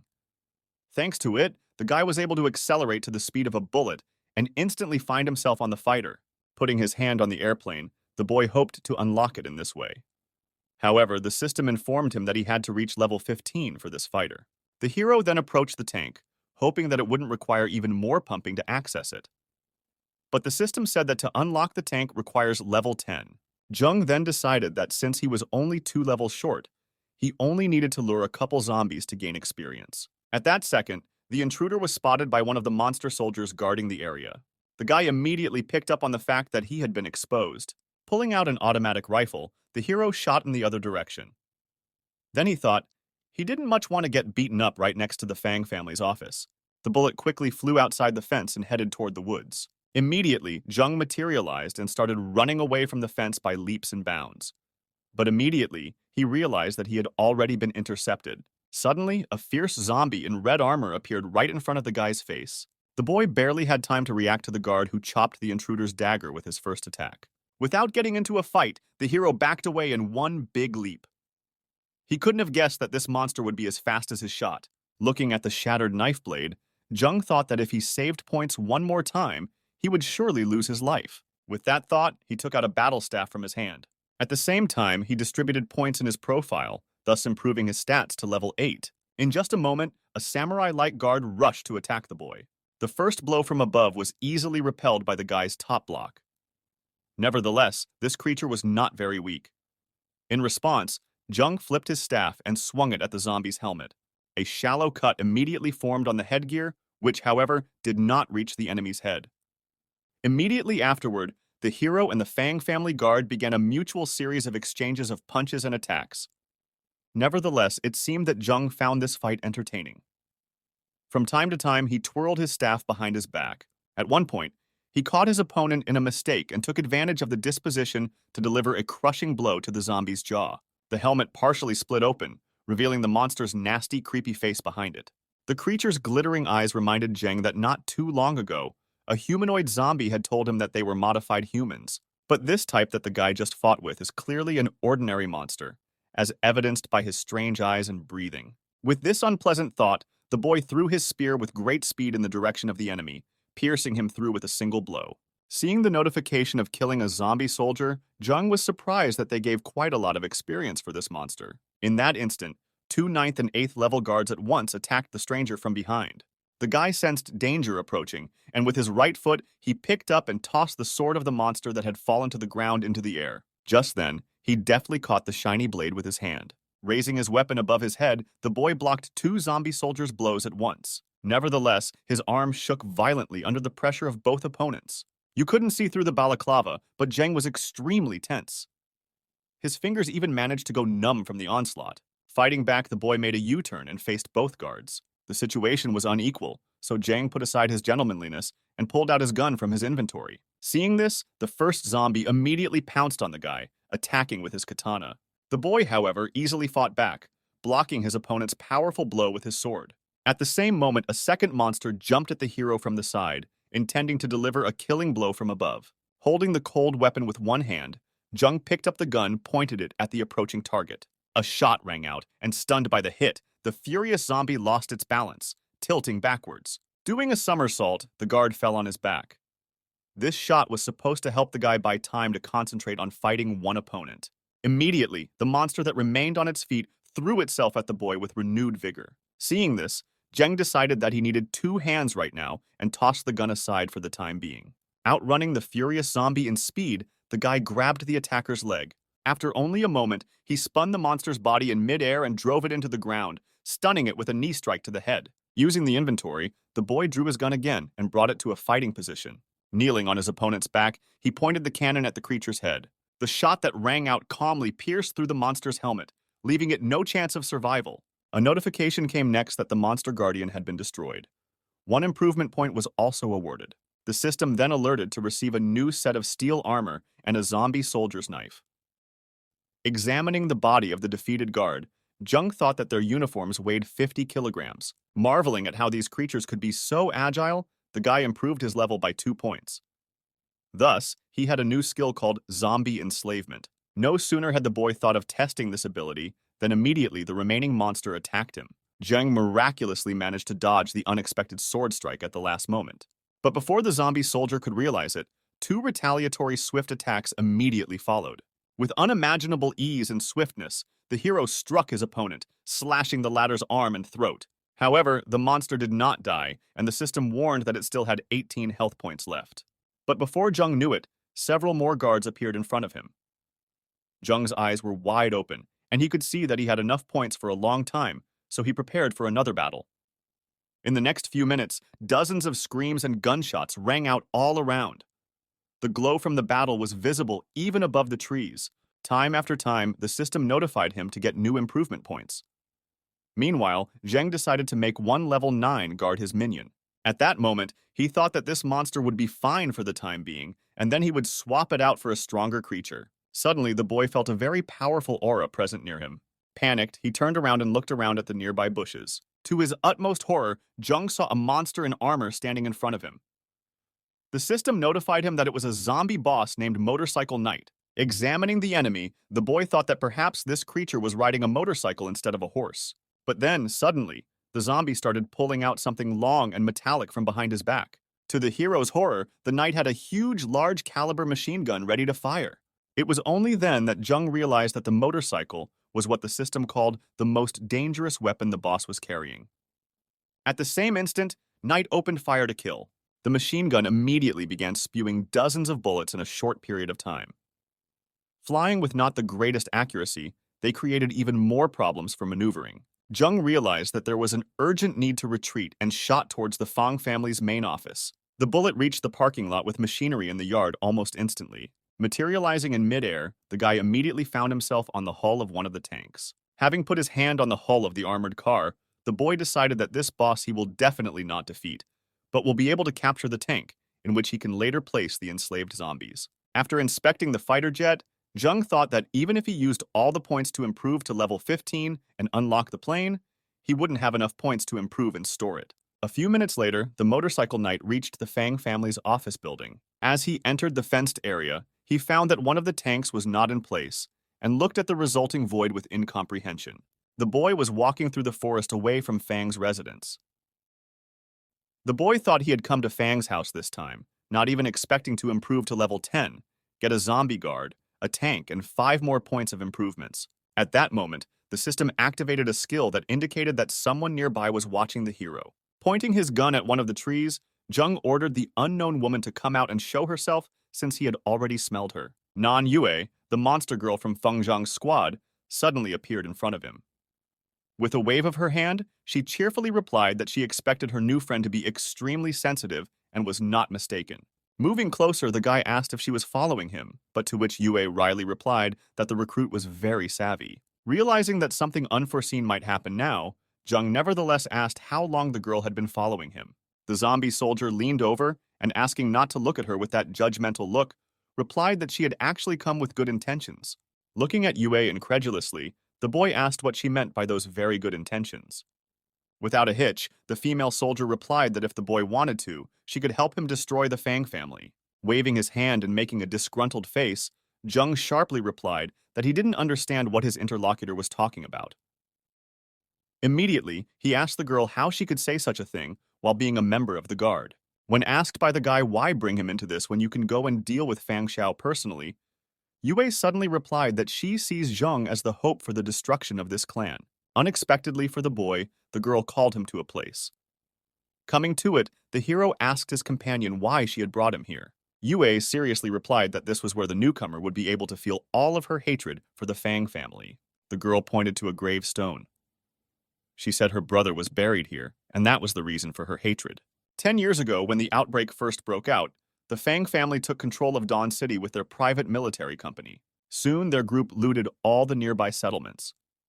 After that, those homeless people who could not survive outside the city were forced to accept the Fang family's conditions.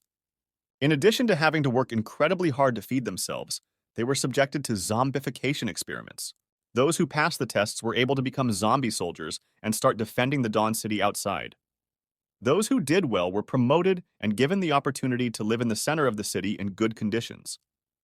Such chosen ones no longer had to constantly think about how to feed themselves and their family or where they would sleep tonight. Interrupting the girl, Zheng asked if this wasn't all good. Yue replied that the Fang family was hiding the worst secret. Because one way or another, everyone who became a monster artificially lost the opportunity to become human again. Her brother Nan Feng had become a zombie soldier 5 years ago after Fang Xiao became the ruler of the city. Her brother decided to join the Dawn City after they couldn't find a safe haven for a long time. Feng was talented in combat, unafraid of death, and was quickly rising through the ranks and was about to join the guard. However, on one of the missions, the unexpected happened. By that point, the guy was uninjured and feeling great as he suddenly started coughing up blood. After a few seconds, his face turned blue, his eyes twitched, and the blood vessels all over his body turned bright green. The transformation into a monster happened in a very short period of time, literally within a minute. His body began to break and tear into pieces. Everything around him was splattered with blood. Then it was clear that something irreversible had happened. Eventually, the sister got word that her brother had gone berserk and attacked the people on the mission. The partners had no choice but to kill the guy and give the girl his tokens. Clenching her shaking fists, Yue said that she wasn't even given her brother's ashes, so only his medallions had to be buried.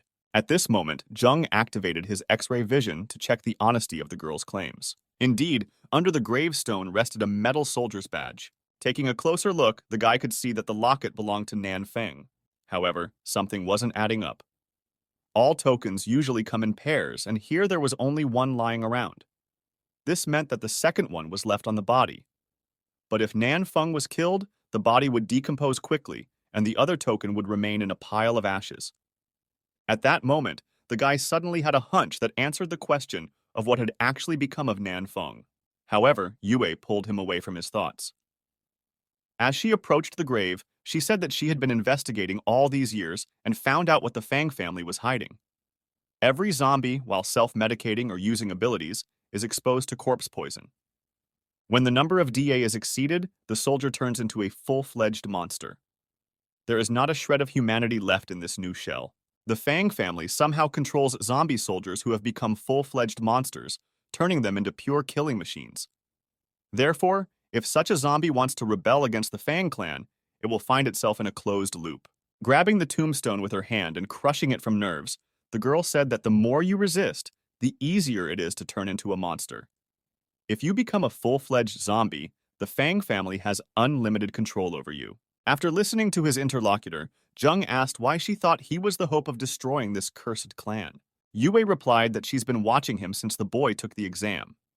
And even if she doesn't know how the boy becomes stronger time after time, one thing is clear: he is not a monster. Therefore, only he can break the vicious circle of death of zombie soldiers. Those words had a profound effect on the guy. At that moment, he really felt special. Meanwhile, the girl with violet eyes looked down at the forest from her skyscraper. She grinned at the nasty people trying to kill her every day. It was the ruler of Dawn City, Fang Xiao. Wryly, she asked if these bastards thought that she was always in this huge target-like building. An aide standing behind her asked the ruler who she wanted to send to investigate yesterday's incident. After a moment's thought, the ruler replied that Olsen should do it. After a moment's hesitation, the suit-clad man explained that the huntress couldn't do the job right now, as she had gone to defend the city gates. Rumor had it that there was a very violent zombie boss. At the end, the aide added that the city had temporarily declared an A alert level. This news horrified Xiao. Meanwhile, at the North City gate, an automatic turret kept up a steady stream of fire, shelling the fast-moving object. Thanks to its incredible rate of fire, the gun fired a hail of bullets in a short period of time, but it was as if they did no damage to the creature at all. All because this monster was a huge zombie boss in the form of a long red worm that maneuvered from firing underground. Suddenly, the turret that had been firing non-stop stopped, stopping to shower the monster with a hail of bullets. The military men guarding the walls shrieked in horror, asking each other the reason for the machine gun's failure. One of the operators anxiously reported that the maximum angle of the gun barrel had been exceeded. One of the senior officers reported to Fengzhan that there was a problem with the turret.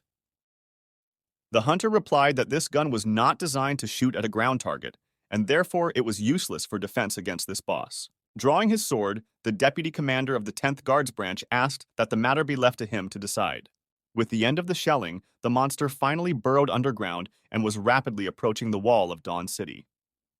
The soldier standing on top shouted to the commander that this zombie was getting closer and closer to the wall through the ground. Nervously, the officer ordered his underlings to put the panic aside, as this boss was about to be blown up by a mine. A moment later, just as the fighter had predicted, there was a massive explosion not far from the city wall. The monster's spine had caught the trap, and the mine had disoriented the monster. Only a few seconds later, the long red torso of the bloodworm, a level A zombie puppet, appeared out of the cloud of dust and rocks. But as soon as the creature gave itself away and revealed itself, someone immediately swept by it at lightning speed, cutting through space with his blade. That person was Feng Jiang. With one swift and confident strike, he sliced the monster in two in the middle. Turning around, the hunter saw the creature's carcass slumped heavily to the ground. Looking at the sprawled remains of the zombie boss, Fen Chaozhen thought that as long as he continued to accomplish feats like today's, the position of squad leader wouldn't slip away from him. Some of the people standing upstairs were amazed at the speed and strength of this soldier. Few could kill such a monster with a single blow. The anti-aircraft gun commander nearby marveled at the special skill Fengzhan had applied. He had heard earlier that this hunter's father was a butcher. According to common legend, Fengzhang often saw his dad clearly cut pieces of meat in half. In the future, after becoming a zombie soldier, the hunter developed his own skills based on what he saw as a child. However, it was worth thinking about it, as the zombie boss that had been chopped in half suddenly began to splice together. This state of affairs put Fengzhan in a stupor. He had never encountered anything like this before. Nevertheless, Boev still decided to act. Grasping his sword with his hand, he blew the steam from his mask, preparing to strike his opponent again. Deciding to use the effect of surprise, the guy rushed at the monster and sliced it in half again, but along its entire body. A perfect cut was made all around the body, exposing all of Bloodworm's insides. The people on the wall watched in horror as the monumental carcass of the creature billowed steam. One of the soldiers said in horror that he had never seen such a ferocious monster before. One of the officers replied that the recruit had not been guarding the city for a long time and his fear was normal. Nervously looking at the monster, the old-timer said that this species is called a zombie puppet, as it usually comes from the transformation of high-ranking monsters. But this was the first time even the officer had seen such a fast self-healing. Standing at the bottom, Feng Zhang, who was trying to catch his breath, lamented that he had no idea where this monster's core was. But deciding he had plenty of time while the boss was chopped up, the hunter soared into the sky and shouted that one way or another, he would get to the creature's heart. However, Feng Zhang was so confident in his dominance in this battle for nothing. A moment later, the worm's mouth was suddenly near the hunter's head. In the moment before the blow, the guy thought that the other half of the monster just couldn't have grown that fast. With a lightning-fast attack, the zombie pierced through Feng Zhang's body, tearing off his arm and leg. The creature's body had almost fully recovered by then. Thrusting back its tail, the huge worm approached the wall, raising its maw level with the city guards. Panic settled in the ranks of the military. Their best fighter had just been summarily defeated, and they might soon suffer the same fate. However, to everyone's surprise, the zombie boss didn't bother touching any of the humans. Instead, it pounced furiously on the turrets, breaking them and devouring them completely. Only then did one of the officers commanding the anti-aircraft gun crew realize that the main target of this worm was directly the machine gun turrets. Only after climbing the wall did the monster begin to make its way along it, breaking everything in its path. From machine gun to machine gun, the creature made its way straight into the depths of the enemy's defenses. Thus, in a matter of seconds, the zombie boss destroyed all but one of the phalanx's systems. There was only one gun left in the worm's path, which the recruit with the shotgun was desperately trying to cover. Determined to stay put, this young man felt that the loss of the last gun could turn into a collapse. Without feeling the shots, the creature slowly and majestically rose high above the fighter and was ready to unleash its full power on the last line of defense. Seeing the multi-meter torso of a giant zombie above him, the young guard cried and began to call for help. But suddenly, the carcass of a huge monster was chopped by someone else in one blow. The guy near the turret watched in horror and bewilderment as the huge worm was cut in one fell swoop by someone with a fire axe. What was most incredible, however, was how large this weapon was. It was larger than any axe a man could theoretically create. The military man turned around in horror, looking for the source of where this attack could have come from. A tall girl stood behind him. Judging by the pose she was in, she was the author of this gorgeous throw. Panting and walking over to the recruit standing next to her, 10th Guard Squad Leader Olsen asked the kid to give her a shotgun. At this time, the worm once again managed to coalesce and shouted into the sky in rage. But immediately, 2 shots landed on his huge body from below without doing any significant damage. The boss looked back and looked at Olsen. So the girl distracted the creature from the remaining air defense turret. Not far from there, the surviving fighters were hiding behind a wall. One of them asked why they were hiding here. The other replied that the commander had ordered them to get out of the line of fire as soon as possible, so as not to catch a stray bullet. Peeking out from around the corner, one of the soldiers looked at Olsen and noted that shotguns were useless against the bloodworm, and in this case, they should stick to aviation. At that moment, the zombie boss hovered menacingly over the lone girl with shotgun in hand. Nevertheless, the latter smilingly remarked that the monster had bought the distraction. The creature swiftly attacked the lone warrior, but she deftly jumped aside, and the zombie's blow didn't hit her. Still holding the shotgun in her hands, the girl swiped her hand across the weapon, and it was instantly engulfed in yellow energy. In the next second, the shotgun was already several dozen times larger. It was so large that the barrel was as big as the bloodworm's own mouth. Not to lose the surprise effect of the unusual transformation, the girl grabbed her weapon, preparing to take the creature down. Olsen strained her arm with the last of her strength and still managed to pull the trigger. There was a barely perceptible click, and a huge pillar of fire accompanied by dozens of small pellets burst from the barrel of the shotgun. In the next instant, the worm's head was literally torn into atoms and molecules. Immediately upon hitting, the shot shrank to its usual few centimeters. The incredible recoil, which there was no one to extinguish, sent the shotgun flying backward. But after another moment, the weapon shrank several times its former familiar size and fell to the passageway along the wall. The fighters who came out of hiding could not believe their eyes. In front of them, the body of a Class A monster was practically vaporized before their eyes. Both recruits were shocked by what had happened. When they saw the holes in the floor, one of them assumed that the shotgun had been fired from a huge shotgun. At this moment, Feng Zhang appeared behind Olsen's back. Turning around, the girl asked her rival if he was awake and if he was injured by that zombie. The deputy squad leader was furious. Could it be that while he was regenerating, the zombie had already escaped? Seeing the blood and fumes around, Feng Zhang realized that Boss Ood had been killed by this girl. Angry, he thought that Olsen had once again robbed him of his fighting glory. Meanwhile, the girl's cell phone vibrated. Sticking her hand in the pocket of her back pants, the girl answered the phone. At this time, Feng Zhang threatened the girl like a pesky fly, saying that he would soon take her place. At the same moment, without a word, Olsen simply vanished.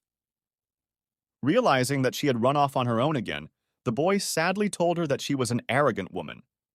Meanwhile, events were already unfolding in the Fang family building, on one of the floors dealing with security. In one of the rooms, suddenly there was swearing. A woman didn't understand where all the CCTV footage from the day had gone. Standing next to one of the system administrators, Olsen listened as the girl next to her said that this night the cameras that had captured the intruder had suddenly disappeared. Among the remaining files, there was only one that indirectly indicated the presence of a suspect. One of the photos showed an unidentified man wearing a balaclava. Meanwhile, Yang Zheng had already reached the 14th level in the Doomsday system. That day, he made his way out of the city's territory and immediately got into a mess. In one of the forest thickets, he was surrounded on all sides by huge lionesses. Surprised by their size, he thought that they were the puppets that Nan Yue was talking about. At once, one of the animals pounced on the boy, intending to tear him to shreds. However, Zheng had already calculated the possible counterattacks and had already intended to respond with a lightning strike. But at the same second, he was overtaken. The tamed 9-level zombie slit the creature's throat in a second. Realizing that he could now trust such tasks to his assistants, the guy turned around and, leaving, ordered the slave to finish off the remaining puppets. Shooting toward the woods, the boy went off on another errand. Seeing a suitable tree, he materialized and landed on one of its wide branches. Immediately, he was reminded of a conversation from 5 hours ago. Back then, Yue had said that she had managed to get the riot squad to postpone the report on Zheng, and for the time being, he could act relatively calmly. At that time, the guy also asked how the Fang family's battle rankings were organized. The girl replied that there are S, A, B, C, D, E ranks, each of which is subdivided into 3 smaller subclasses, such as S+ and S and so on. At that moment, the boy thought the ranking was a bit more detailed than he had realized. In this case, creatures with the same rank could differ greatly in strength. Zheng then asked what Feng Zhan's rank was. Yue replied that the commander's strength ranged from D+ to B, and he often went between those ranks but could not make more progress. On the other hand, you need to strictly control the zombification time, otherwise it's easy to turn into a regular zombie. Of all the squads, including the guard and resource teams, Olsen has the highest rank, A+, and her zombification level is unknown. She has such a strong resistance to corpse poison that even the research center couldn't calculate where her limit is. Zheng clarified if Olsen was the strongest person in Dawn City. Yue replied that the woman was one of the 3 strongest of the 10. But there was no more specific information about people even stronger. So this time, you'll go fight zombies. It'll be your test of strength, Nan Yu spoke out with a smile at the end. Now the lad stood at the top of the tree and wondered if the test of strength would be as uncomplicated as those 3 lionesses in the forest. But all his doubts were dispelled by a deep pit, the bottom of which was not visible at all. Almost without thinking, the boy jumped into it. This cave was not so deep inside. However, the distances that opened up around it were staggering. Only sparse stone pillars kept the place from collapsing. Suddenly, from the depths of the corridors, came a steady, methodical sound that resembled some uncomplicated rhythm. Listening to this, Zheng thought that this noise was like a drum kit. Walking a bit deeper into the cave, the guy came across piles of human skulls, chaotically scattered in separate groups. To the boy's even greater surprise, there was indeed a shiny red drum station underground. Behind it sat a zombie in pants and red horns. Instead of wooden drumsticks, he used whitewashed human bones. Standing up from his chair and smiling, the rock and roll zombie of unknown level asked if the stranger had come to hear his recital. Zheng became a little nervous. This monster was also able to speak, just like that athlete named Gloria. Without flinching a muscle in his face, the boy snatched up his automatic rifle and shouted that he was not here for a concert, but for the zombie's head. A shot rang out. Immediately, however, the creature struck the drums with its bones. The momentum released caused Jung to fall into unknown memories. He stood silently looking at the stage where some rock band was playing. All the girls he had met so far were screaming with happiness beside him. Excitedly, the boy thought it was an illusion, showing the day he missed the concert 10 years ago. The next instant, someone grabbed the guy's arm tightly. To Jung's surprise, Nanyue was standing next to him. Cheering up the hero, she said that he was very tense, and it was already time for them to relax. On the stage sat a suspicious type with red horns and masterfully played the drum part of one of the boy's favorite songs. At the same time, in reality, the boy's body remained motionless. Being inside his illusions, Jung finally couldn't stand it. Throwing his hands high up, he shouted that now was the time to party and forget about some apocalypse. The boy was very plastically churning out various movements, having a blast. At the same time, beside him, Xiaoqi continued to move beside him, bleeding with sweat from the last of her strength. The huge crowd of people, listening to the constant pulses emitted by the drum kit on stage, continued to dance. Jung's legs couldn't stop. He repeatedly beat out motifs he didn't know before, and couldn't count how many hours he had been moving. His whole body was on fire. The guy was very exhausted, but as soon as he heard the drum beat again, his body itself began to move in a continuous dance. But then it hit him. Perhaps headphones would help with the euphoria. Just then, the boy pulled out of his inventory the very headphones he'd killed the flying zombie soldier with. Still moving and shaking with fatigue, Jung pulled the headphones over his head with shaky hands, hoping that this nightmare would stop. But then a new, even more powerful percussive pulse from the monster's drum kit was heard. Throwing the headphones out of his hands, the guy stood on his hands and started dancing upside down. Sweat was pouring down from the hero. His face turned blue, and his arms and legs gradually refused to obey. The thought flashed through his mind that it would be foolish to die at the dance. Suddenly, there was what seemed like silence. Jung hung limply in the air, his hand reaching for his headphones. Losing strength, he realized that he could get out of here alive if he didn't somehow manage to drown out the rhythm of the drums. But with each passing moment, his hand grew weaker and weaker, and his eyes began to close of their own accord from fatigue. Suddenly, a suspiciously familiar female hand picked up the headphones herself. Opposite the desperate boy stood a perfectly healthy Gloria. She noted ironically that when the boy had fought her, he'd been much more energetic and alive. With disdain, he asked why Jung looked like his kidneys had failed a few days ago. Had he really plowed so hard to have such a tired look? In response, the hero jumped up and embarrassedly said that he had fallen into the illusion of the void and was dancing almost to death. Putting the headphones to the boy's head, Gloria replied that the boy should conserve his strength. But before he took revenge, he should help the girl, even though it might be difficult. In the same instant that the headphones were on Jung's head, the illusion around him collapsed. Gloria went into the darkness along with it.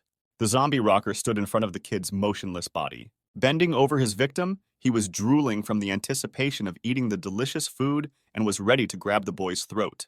But in the next second, something cold and metallic pressed against the creature's chin. Leaning on his elbow, Jung pulled out his pistol and pointed it at the monster's head and fired once. The heavy body of a rocker with a shot head fell on his back. The boy sat next to him, horrified by what had happened. Looking at the body of the hapless human hunter, the hero thought that he was saved by Gloria, and the tendon he received after her death really does have a remnant of the girl's consciousness in it. But then a squelching sound was heard nearby. Jung realized that this was obviously not a pleasant omen. Looking back, the guy saw the exact same zombie rocker emerge from the ground as if from water. The boy wondered in horror how such a thing was even possible. After all, even the bone sticks in his irks were identical to those held by the demon he had just killed. Zhang praised his opponent for having so many skills, thinking to himself over whether it was a zombie or just his clone. The boss was near the drum kit in one leap and swung his sticks, about to strike. As his hand came down, the instrument emitted a deafening hum, which flowed into a pulse wave that shattered the rock formations around it. As a result of this sound wave, some passageways to the far corners of the cave were obstructed. A gray suspension rose up all over the area, forming a mist of dust. The beast thought it had easily eliminated the intrusive human. A moment later, however, there was no limit to his surprise. From behind him, a third member stealthily approached him and with a single blow, pierced through the demon standing behind him. Out of the last of his strength, the zombie rocker turned around and looked to see who had attacked him stealthily. But no sooner had the demon studied the unknown than the guard's blade cut the creature's body in two perfectly. Immediately after completing the task, Jung's puppet bounced back a few meters. The hero himself managed to hide behind one of the stone columns in time. Peeking out from behind cover, the guy realized that despite the headphones having almost 100% noise cancellation, it was possible to hear the sound of drums. Thinking that this boss would still be the one using clones, Jung turned on his X-ray vision to find the very source of the danger. All around the perimeter of the cave, he saw a dozen clones buried in the ground. But so far, he couldn't figure out which one was in charge. But suddenly, on one of the plots, the guy saw a silhouette that differed from the others by its pronounced spine. It must have been the main monster. Just then, the boy shouted for his tamed zombie to deal with the clones while the hero himself took care of the boss. But as soon as the boy said this, an incomprehensible shadow jumped down from somewhere above. The creature moved so fast that even the experienced Jeng couldn't keep up with it. On the run, he began to straighten out the guy's tamed monster. The next second, the throw of something heavy was heard from the darkness. At the boy's feet flew the head of his guard. This unexpected surprise revealed the true nature of the monster that dwelt here. Just then, the same monster appeared not far from Jeng. But this time, he was clearly more determined. Suddenly, a corpse odor enveloped the boy's face. It immediately threw him into a shiver. This clone's breath was completely different from the past. A recent conversation with Nan Yue came to mind. The girl answered the questions about the level of the boss that it was already a type that even Olsen would be afraid to approach. A little nervous, Jung said that the assignment Olsen was offering him was pure suicide. But looking at the enemy boy, finally realized that Nan Yue wasn't lying. Immediately, the boy spent points to raise his level to the 20th level. Only then did he still have a chance to win. As soon as the guy improved his characteristics, the monster instantly launched an attack. He swung with his left hand, shortening the distance rapidly. However, Jeng dodged in time and the zombie rocker's punch hit the ground. The boy decided to play for distance and, jumping farther away from the monster, drew his rifle and fired a burst of fire at the enemy. In turn, the creature decided to go into close combat again, and covering himself with his hands, ran towards the kid. Realizing that simple jumping would not win, Jeng decided to cheat. He shot past the target, then teleported behind the monster's back and grabbed his sniper rifle. Retaining the benefit of the surprise effect, the boy fired several aimed shots at the disoriented enemy. However, the bullets did not inflict a scratch on the creature and exploded close to the target. Jung, tired of mind games, nervously tried to figure out how he could not hit if he was aiming straight for the brain. But suddenly from the right, the lad heard the fall of something heavy. The next second, he realized that the monster was trying to confuse him with such extraneous sounds. The zombie must have realized that even if the noise was only 10%, the boy would become distracted and lose his guard. Jung frantically tried to concentrate on his opponent. Right now, even the most common distraction of extraneous noise was making his shooting less accurate. This monster definitely knew how to exploit the weaknesses of his opponents.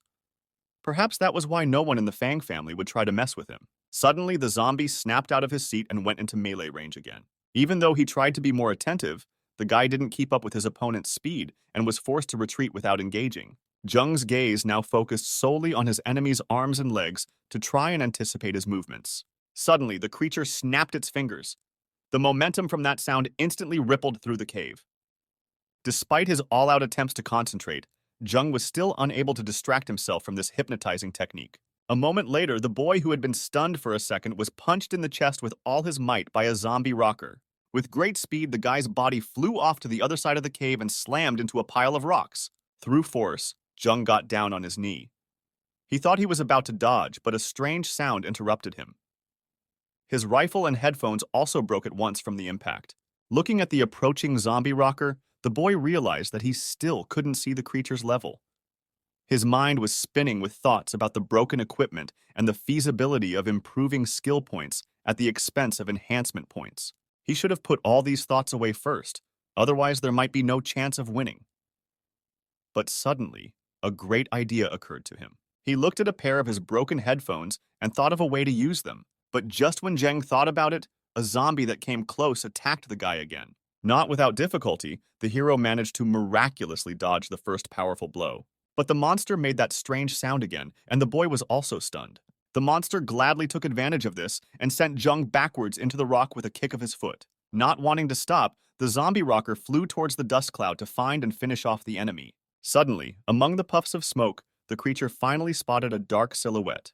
To gain an advantage, the monster moved closer and clapped his hands, hoping to disorient his opponent. But the silhouette after that suddenly began to approach, causing the zombie to have some questions. Running up to the monster, Jung charged at the monster's jaw with all his might with his fist. However, the forces were so unequal that the guy sent the zombie rocker upward with one blow, smashing the creature's body against the rocks. Looking at the result of his work, the boy realized that if you hit your opponent when he wasn't screaming, at the 20th level, the punch was much better. The monster, still embedded in the ceiling, asked why his noise wasn't working anymore. And it was all about the guy's rifle, in which he'd combined broken headphones and a silencer, getting a silent silencer that allowed him to block incoming and outgoing sounds within a 2-meter radius. Looking at the zombies, Zheng realized why those important bigwigs that Nan-Yue was talking about didn't come here. Without soundproofing like his, it would be impossible to fight without it. Immediately, the monster jumped off the roof and pounced on the boy with renewed vigor. But this time, no amount of clicking and popping could disorient the guy anymore, and had to come up with new ways to attack. However, the zombie rocker failed to keep the initiative in the fight on his side, and a few seconds later, he received another fist to the face. Trying to stay on his feet, the monster tried to block multiple attacks from the guy, but it was doing very poorly. After a few confident attacks, the guy suddenly turned off his jammer ability so as not to waste energy, and delivered one powerful blow to his opponent's head. This attack was so powerful that the mutant's body flew across the entire cave. It even seemed to have traveled at the speed of sound. A huge cloud of dust rose into the air from the impact with the wall at the opposite end of the cave. The system sent a notification that the boss of the first phase had just been defeated. Looking at the bonus points received, the guy was surprised that it wasn't the end of the battle. With these thoughts, he looked out into the pile of rocks, activating his silencer just in case. For a second, Zheng thought that if the system gave him rewards for half the battle, then perhaps it was afraid that the player would die. At the same moment, a monster crawled out from under the rubble. All of his arms and legs were once again making many different distracting noises. Zheng gingerly looked at the zombie's body emitting pulses. He didn't understand what the monster wanted to do if he already knew that noise illusions didn't work against the guy during battle. Suddenly, the monster struck out with its hands, emitting an aura of green energy. This action caused Zheng to shiver. Then he realized that there was every chance of dying today. At that moment, the guy decided that it was no longer possible to save points. He used all available points to increase his level to 26th. The creature opposite at that moment no longer had 2 eyes, but 4. Sharp red blades grew from the back of his hands. A flustered Zheng thought that this monster's zombification skills weren't working so the rocker decided to use it on himself. Apparently, it works like a buff that instantly increases physical strength. Indeed, it felt as if all of the enemy's muscles had increased several times. His aura became much more sinister than it had been during the first fight. In the same second, the monster across the street just vanished somewhere. While the hero was trying to figure out where the enemy had gone, the zombie had already crept up from behind. Zheng was too late to notice the approaching danger, so he didn't have time to react properly. As a result, the monster used the edge of its blades to graze the boy's cheek. At this point, the system will send a notification that the hero is infected with poison, and when the infection scale fills up, the player will die. Improvement points can act as an antidote.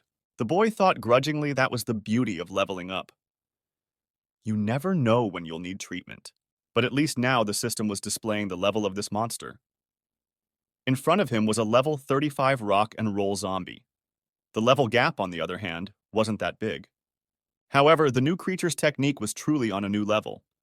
The speed and number of attacks made it impossible to keep track of them all at once, so he had to rely on luck. After realizing this, Zheng decided to increase the distance and prevent the enemy from taking advantage of the melee attacks. With that thought, the guy shot out to the side to dodge away in the form of a bullet. However, this was also noticed by the monster who had anticipated this feature. After the shot was fired, the zombie rocker snapped out of his seat and sprinted after him. Moving with unimaginable speed, he managed to catch up with the flying bullet and intercepted it with his claws. Zheng also materialized in the same place, instantly trying to deflect his opponent's preemptive strikes. However, the monster still hit the kid and sent him flying into the wall. Dozens of small cobblestones scattered in different directions from the guy's impact with the rock. After the cloud of dust cleared, it became apparent that the boy was lying on the ground, writhing in pain. Blood spurted from his mouth. Meanwhile, the poison scale was slowly filling up, with just over half of his health left. Immediately, Jung realized that this type not only noticed the flash when he transformed, but also managed to move faster than the speed of a bullet. And his newly acquired skills seemed to make life even more difficult. Now the guys decided to change tactics. If he can't keep his distance, he's going to have to be tougher right here in the melee. Deciding to try and take the initiative, Jung counterattacked his opponent, hitting him with multiple blows time after time. However, the new boss didn't care about such fist blows. Not one or even two blows could penetrate his skull. Besides, I had to finish before the poison scale filled up. But how could I do that if no gun could do any damage to this big guy? Meanwhile, no melee weapons could do any significant damage either. At that moment, Zheng thought that he didn't come this far to just take the poison and die here. Trying to think of some way out of the situation, the guy remembered Gloria's tendon. This artifact is used to cast in conjunction with the Thunderfire Spear. But what happens if you redirect the power and use it in close combat? While fending off the zombie rocker's endless attacks, Zheng thought that after activating the tendon, he only had one chance for a successful attack due to this artifact's cooldown. At that moment, the hero decided that he would use his fist instead of the Thunder Spear. It was risky, but the situation could not wait, and there was no time to think. Gathering his last strength for the final attack, Zheng struck a crushing blow to the monster's jaw with all his might. From such a powerful hit, the fierce zombie rocker's skull was instantly deformed. Zheng left no chance for the enemy to survive. The creature's body flew off to the other end of the hall with rumbles and explosions, ending this long fight. Looking at the monster's broken-off feet, the guy heard the system's notification of victory over the enemy, the reward for which was 10 improvement points. But in the next instant, the boy's heart shook violently. His eyes darkened, his head began to spin. Showering himself with sweat, the boy looked at the glistening vessels on his body and realized he needed to improve and get rid of the debuff sooner rather than later. In the next few seconds, the guy distributed improvement points, causing the light from the pit to even seep out. Thus, he reached a new 35th level, eliminating the poisoning at the same time. Exiting the cave and heading back, Zheng read about the new abilities. For example, an energy scale was now added for him, allowing him to fire a 30-round magazine more accurately. Also among the innovations was the Zombie Core, a sphere that, when activated, could temporarily control a low-ranking zombie. Looking at the orange orb, the guy thought it was clearly worth it. As he approached the Dawn City, the boy heard the uncharacteristic endless gunfire. He looked into the distance and was horrified. There were massive fires in most parts of the city. Black smoke covered the sky. There were screams all around. A large-caliber anti-aircraft gun on one of the rooftops was desperately pouring fire on the creature advancing from the sky. The gun commander was desperately trying to impress upon his superiors the idea that the old guns could not defend the city. After all the phalanx were destroyed by zombie marionettes and the Fang family's fighters were out of action, the officers on the front lines urgently requested the support of high-level zombie soldiers. Flying among the high-rise buildings between puffs of smoke, the strange creature spotted 2 anti-aircraft guns on the roof of an undamaged dormitory. In the next instant, the winged mutant began to dive at the gun, which was mercilessly firing at the monster with direct fire. The creature's face was remotely like a dragon's. A bluish fire spurted from its nostrils. The huge bone dragon, regardless of the endless firing, descended sharply towards the enemy. The officer standing next to the gun ordered the soldier to put aside panic and shoot down the flying object with aimed fire. At the same time, a thought flashed through the gunner's mind. Why would he risk his life like that with a salary of 1,000 yuan a month? At first, the soldier thought that serving in air defense was easy, as no one imagined that the city would one day be attacked by such powerful creatures. And now, it was the end of them all. But just when the anti-aircraft gunner thought about it, a zombie soldier armed with a huge hammer descended upon the dragon.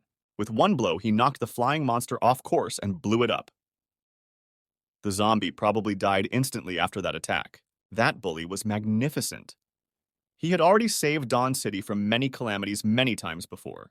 When asked by the anti-aircraft gunner who was in front of them, the gun commander replied that they were the elite of the riot squad.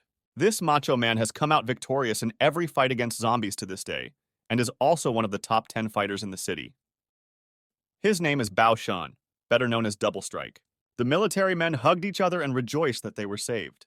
But suddenly something flew past the satisfied anti-aircraft gunners and, like lightning, wounded someone, splattering blood across the roof.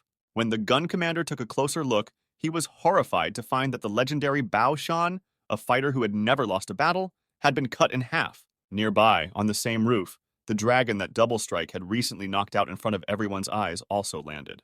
Bao Shan didn't realize what had happened at first. He couldn't imagine that some bony lizard could do this to him. He was already going to move from B+ rank to A rank tomorrow. The realization that he had been mauled by some bald gargoyle caused Double Strike to burst into a storm of indignation. He screamed, and a yellow aura began to gather around him. There was a bright flash, accompanied by a shockwave and a powerful release of energy streams. Bao Shan himself stood in the center of the explosion. Glaring suddenly with his whole body, the hunter shouted furiously that he couldn't believe he had to transform because of some stinking lizard. In this way, Bao Shan had entered the super phase.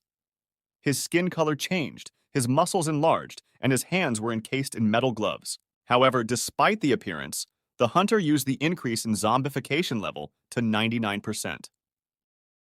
Although he wouldn't turn into a true zombie, maintaining such a level was a difficult task even for him. Rushing out of his seat, Sean ran around the dragon, and coming in from the rear, grabbed the reptile by the tail. As soon as the creature turned around, the hunter had already changed position. Once at the side of the zombie's face, Double Impact yelled that he didn't mind having some more fun.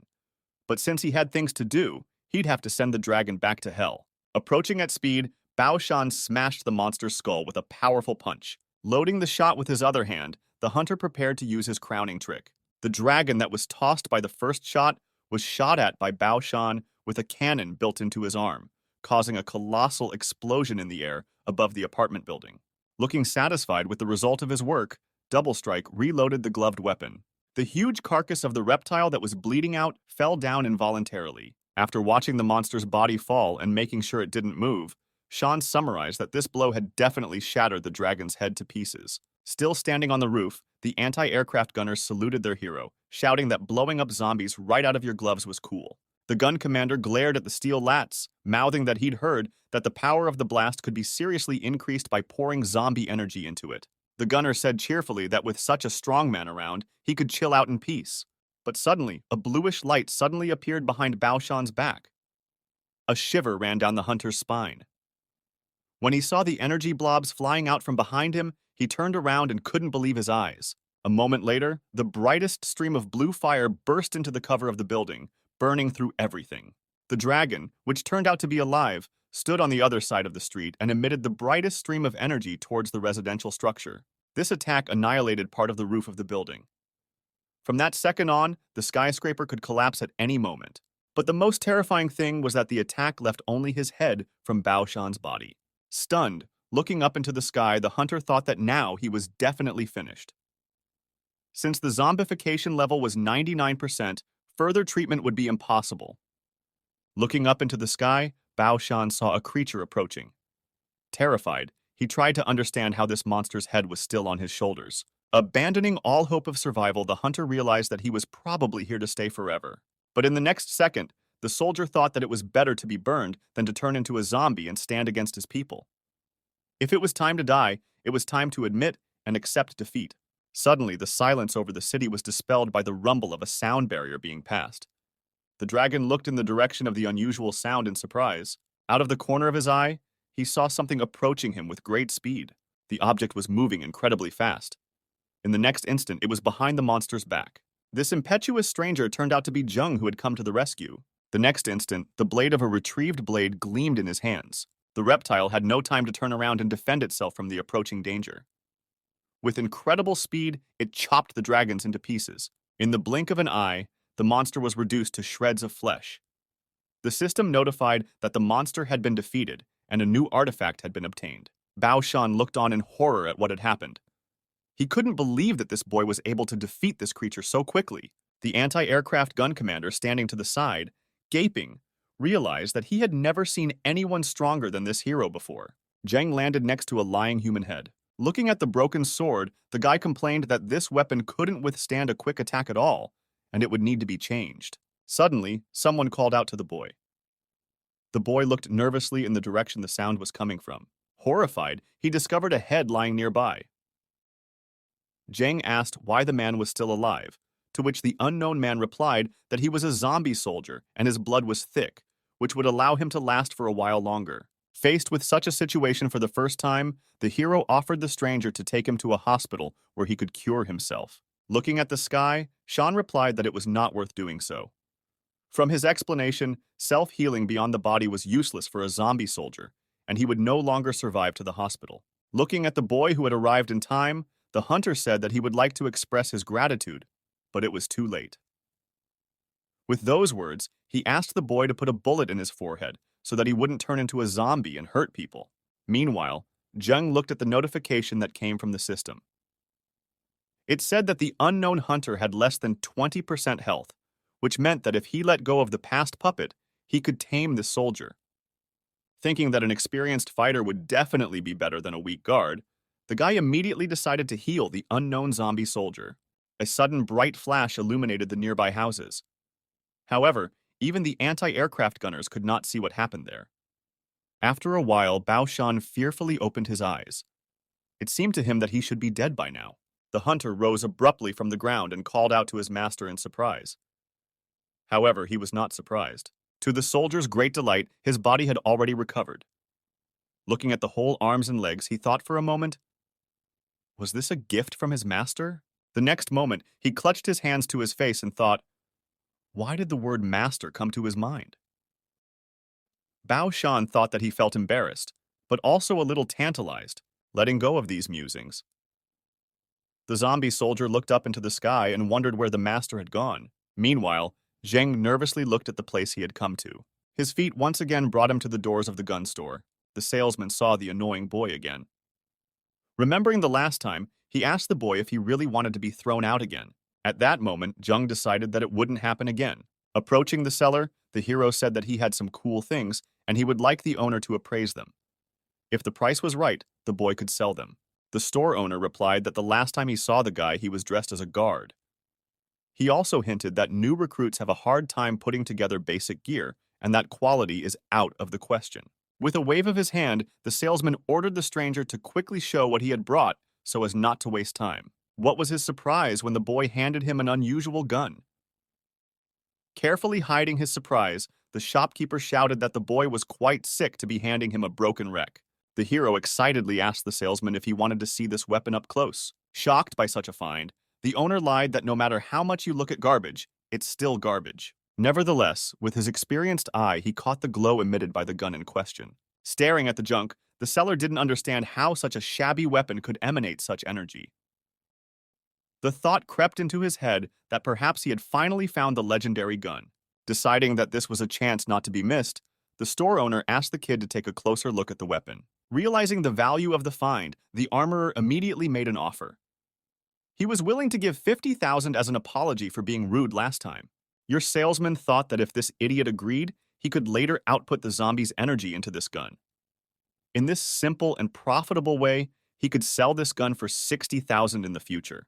Zhang, dissatisfied with this offer, replied that the shopkeeper had most likely forgotten to add one figure and said that he wouldn't sell this gun cheaper than 500,000. The enraged gunsmith shouted that it was a robbery. However, afterwards, the amount only increased. In the end, he put a bag with $5 million in front of the stranger. At the end, the salesman added that if the boy had more good goods, he could safely bring them here. Meanwhile, the boy was already smelling the smell of money. The next instant, the front door of the store opened.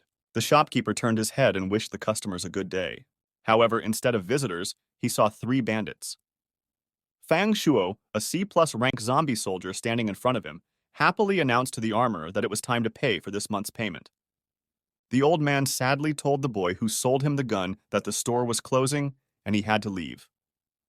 The boy wondered aloud, however, if in this world one had to pay for protection as well. In the next second, Zheng said that the Fang family people needed to be taught a lesson. The frightened salesman asked the kid not to be impulsive and not to cause trouble, but rather to get out of here quickly. At this point, the hero thought that this was not a good time for revenge. Deciding that his thirst for revenge might cause trouble for the bystanders, the boy headed towards the exit.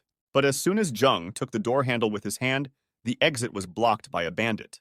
With a sense of superiority, Shuo ordered the guy to pay, and then he would get protection.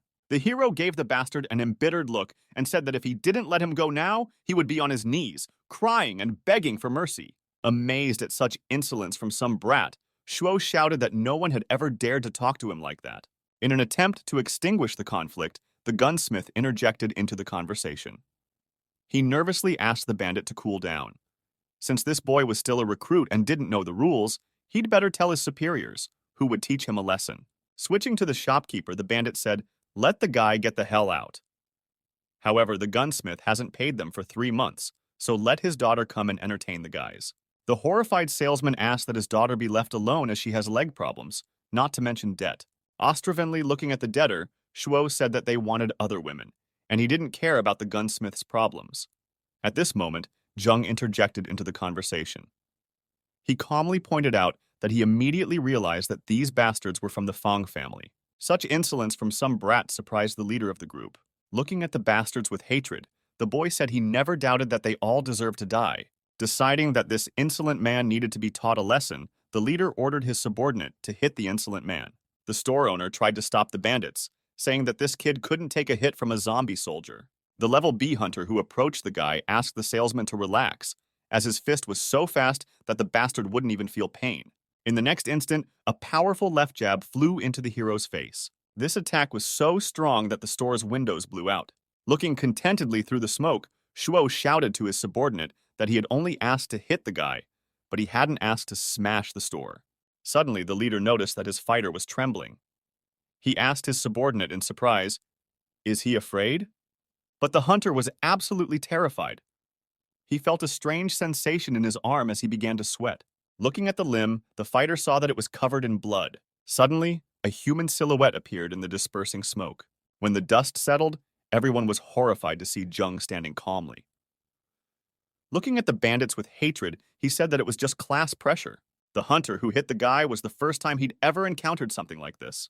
Out of anger and incomprehension, he shouted furiously and threw himself at the boy. However, the hero simply waved his hand in front of his face and brought down the bandit's body. The blow was of such great force that the hunter's entire upper body was ripped to shreds. Unable to comprehend what had happened, everyone present stood as if stunned. The bandit's body flew heavily off to the side. No one but the hero could understand what was happening. Stunned with horror, the ringleader wondered why an ordinary person without zombie energy could kill a rank B soldier in a few seconds. However, in the next instant, the second fighter standing aside also pounced on the strange boy. But the guy instantly changed his stance and cracked the hunter's chest with a single blow. At the same time, the system sent a notification about getting 2 more level points. Jung calmly approached the remaining ringleader in solitary confinement. He shouted desperately that no one was allowed to touch him. Trying to scare the creepy stranger in any way, the type shouted that he was related to the head of Fangxiao City. And if this kid dared to touch him, the clan would send high-level zombie soldiers after him. The last sentence made Zheng wonder. Nan Yue was talking about high-level zombies. Now was the best time to learn more about them. Fang Shuo was glad that the boy had stopped. Indeed, every time he mentioned his relative's name, these idiots would immediately get scared. Deciding that he was now in charge of the situation, the ringleader shouted that Fang Xiao would find everyone the guy knew and kill them. But no sooner had the ringleader finished speaking, Zheng immediately threw a crushing blow at the rogue's face. The bastard's body flew helplessly to the other end of the room. The system notified him that his health level was down to 21%. Looking at the unconscious ringleader lying there, Zheng thought that if he didn't calculate the next blows, this guy would die. However, he wished that this guy could become his minion. Turning to the armorer, the hero suddenly asked if he would like to take revenge on this scoundrel. In response, the vendor waved his hands politely and said that he had already given up on these fights. When he sees people from the Fang family, he is afraid to even look at them. However, the very next moment he grabbed a bat in his hands and struck blow after blow, shouting that he would not pay any more money. After half an hour of rather sitting near the body, the armorer muttered that it turned out that hitting people was quite enjoyable, but tedious. Meanwhile, the ringleader's health level had dropped to 5%. Bringing his hand to his body, Zheng released the past minion and assigned a new one. The very next moment, Fang Shuo jumped up abruptly.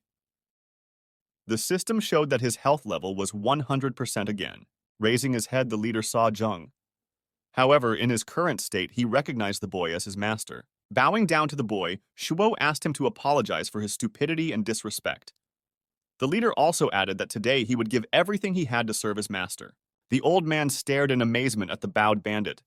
He honestly couldn't understand what was going on. The shopkeeper realized that in 10 years of living in the city, he had never once seen the people of the Fang family bow down to an outsider.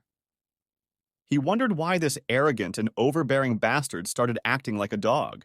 Jung glared menacingly at his new victim and ordered him to tell absolutely everything he knew about the Fang clan. After a while, the hero realized that this kid knows very little. Although, in addition, he claims to be a relative of Fang Xiao. In the next instant, the bandit grabbed a knife from behind his sinus and shouted to his master that since he was so useless, he would atone for his sins. In response, Zheng ordered the minion to stop. Thinking over what he had heard, the hero realized that nevertheless he had at least learned about the existence of the necropolis. According to the thug, it's a great place to level up. In addition, there are zombies and higher-level equipment there. The boy hopefully asked the shopkeeper if it turns out that if he finishes off Fang Xiao, it will all be over. The old man replied that it was a good idea, but the only question was whether the hero was confident that he could overpower the S-level guards. Just then, the guy realized that he had completely forgotten about this moment. Just then, the salesman added that the city was full of people who hated the Fang clan, but no one had been able to destroy it. One day, an S-class assassin tried to deal with them, but even he couldn't do anything with the might of the soldiers surrounding Fang Xiao. In addition, the armorer had also realized that if Fang Xiao died, the clan's power would be weakened. In that case, the zombies outside the city would surely try to take advantage of the situation. The hero replied that he had not thought about this question before. The shopkeeper came to the table and said that they hated the clan because the Fang family had killed many innocent people over the years, including the gunsmith's family. He then added that they would either make a peace treaty to end this apocalypse or find a better leader. Opening the desk drawer, the old man said, "Otherwise, more chaos might ensue. But no matter what, he's just a small figure opening his store. And it's up to the boy to solve this problem." Taking out a wooden box from the table, the salesman held it out to the guy.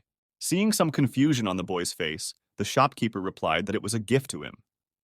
He noted that this weapon was made many years ago from the materials of the necropolis. The system flashed a notification that the items Necropolis pistol and Necropolis karambit had just been received. Both weapons were distinguished by the extreme durability of the material. Further events unfolded in a nearby small forest. After a short while of walking, the henchman led Zhang to the tomb. It turned out to be a level A military necropolis. Looking at the wooden entrance door, he noted that at least he now knew where the place was. Frowning at the tamed bandit, he ordered him to stand there and let no one in. Making sure the minion got it right, the boy walked over to the wooden door. After standing for a while and pondering his decision, he put his hand to the entrance. At the same moment, the system announced that the hero could choose a difficulty level: normal, epic, or catastrophic. In addition, an additional condition was prescribed, according to which if there were no allies within a radius of 50 meters, the player alone had to destroy at least 100 enemies in an hour. Jung rather remarked that it was a copy of a game he played when he was a kid. The normal rewards weren't as substantial, but on the catastrophic level, one could die. After some more deliberation over the choice of difficulty, the guy decided to go for the epic level. In the same instant, the door vanished, and a steep, dusty staircase to a dark room opened before the boy. An hour into the descent, the hero noticed that even on the surface, he could already feel this strong energy coming from the zombies.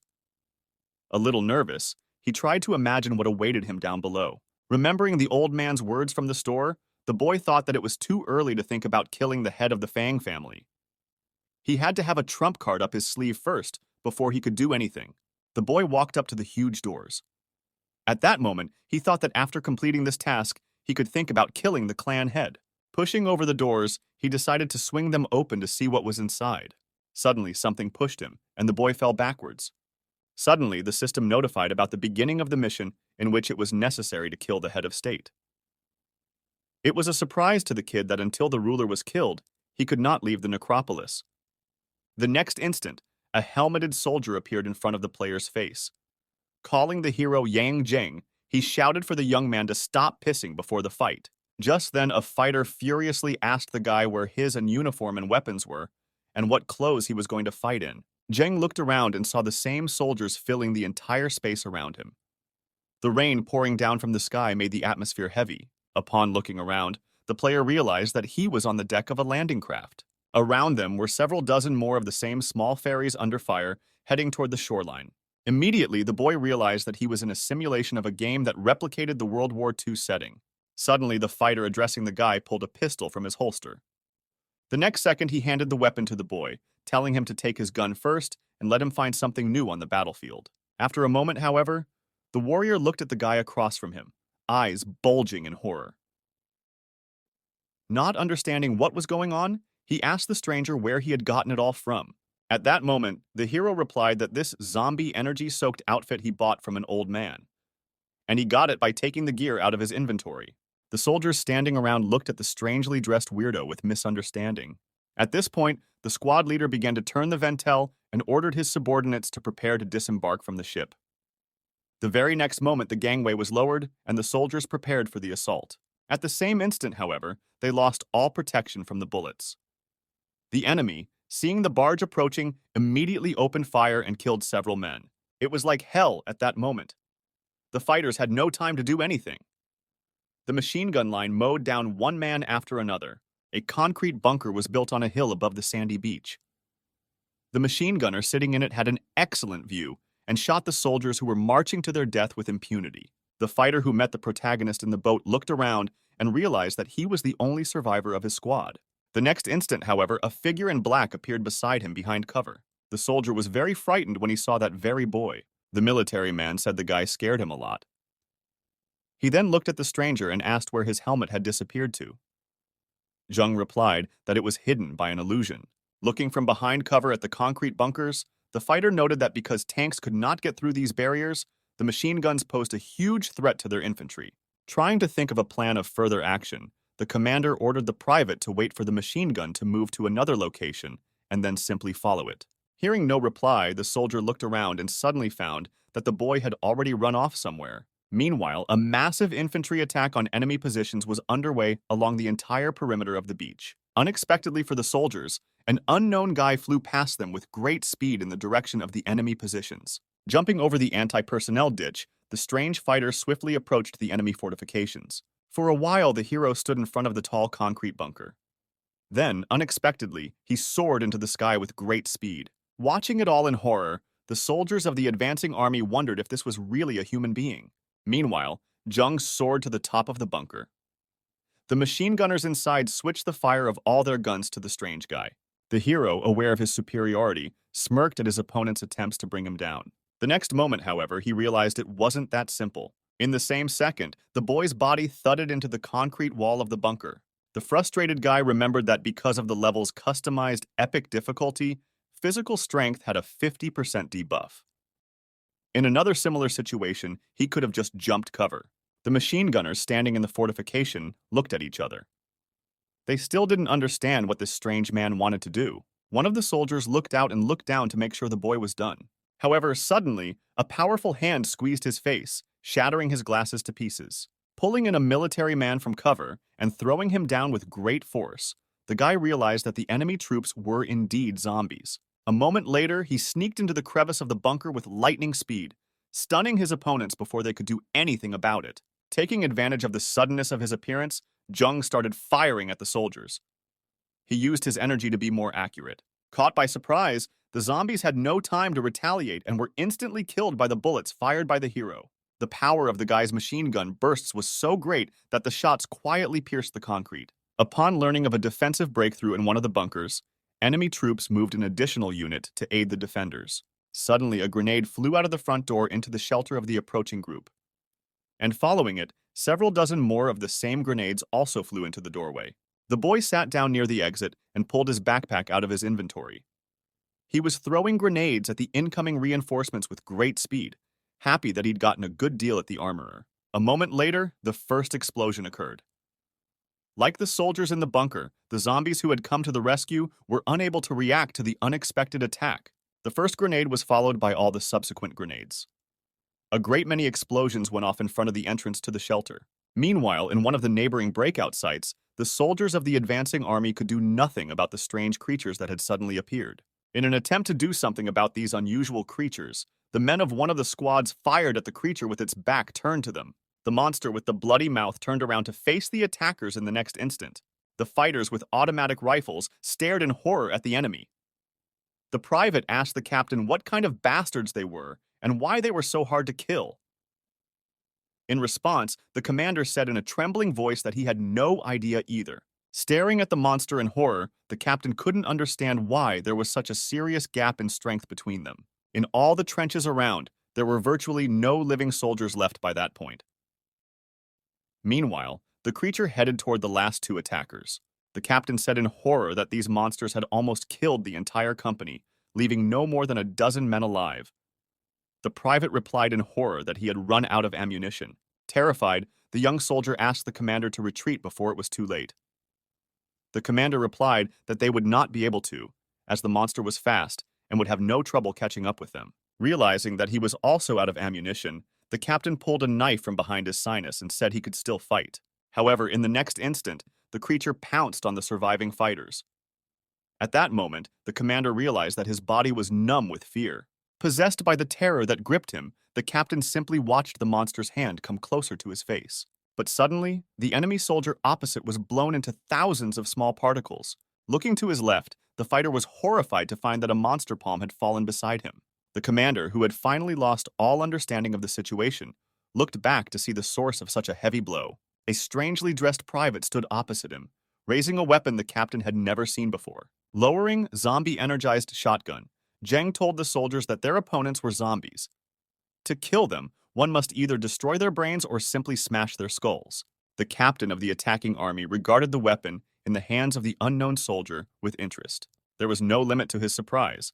Even at a conservative estimate, this shotgun had a power comparable to a small caliber shell. The private standing a little to the side exhaled, thinking that they were saved. However, at the same time, an unknown object approached him from above with great speed. The zombie that fell from the sky stomped the young soldier without difficulty. The captain turned around in horror and found the monster in front of him. The moment the commander felt completely powerless before the creature's might. In front of him towered a huge monster that was much taller than all the other monsters. It was the major of the Imperial Elite, a 40th level A-rank zombie. The next instant, the creature extended its huge hand at the captain's head. The soldier couldn't move from his seat because of the incredible fright he felt. However, something sharply threw him back. Zheng grabbed the fighter by the collar and threw him behind his back, ordering him to get out of here quickly and as far away as possible. The next second, the guy opened fire on the monster with his shotgun. However, the shot simply slammed into the creature's body without doing any damage. This turn of events frightened the boy a little. But suddenly, when the smoke cleared, instead of the zombie's body, the hero saw a concrete slab with a huge hole gaping in it. It turned out that the monster had managed to grab a nearby piece of concrete and cover himself from the shot. Zheng marveled at the speed of this creature, realizing that it couldn't be defeated by head-on attacks. A moment later, the zombie shattered the concrete slab in his hands into several dozen stones, which flew towards the hero by inertia. One of the debris almost reached the guy's leg. However, he managed to retreat in time. The stones were injected into the ground with great speed, raising a large cloud of dust. The zombie tried to look around the area in front of him from his height, trying to find the soldier's body. However, a feeling told the monster that something was wrong here. At the same instant, another shot rang out. The creature had time to get its bearings and used its strength to pull out a block of earth that sheltered it from the shot.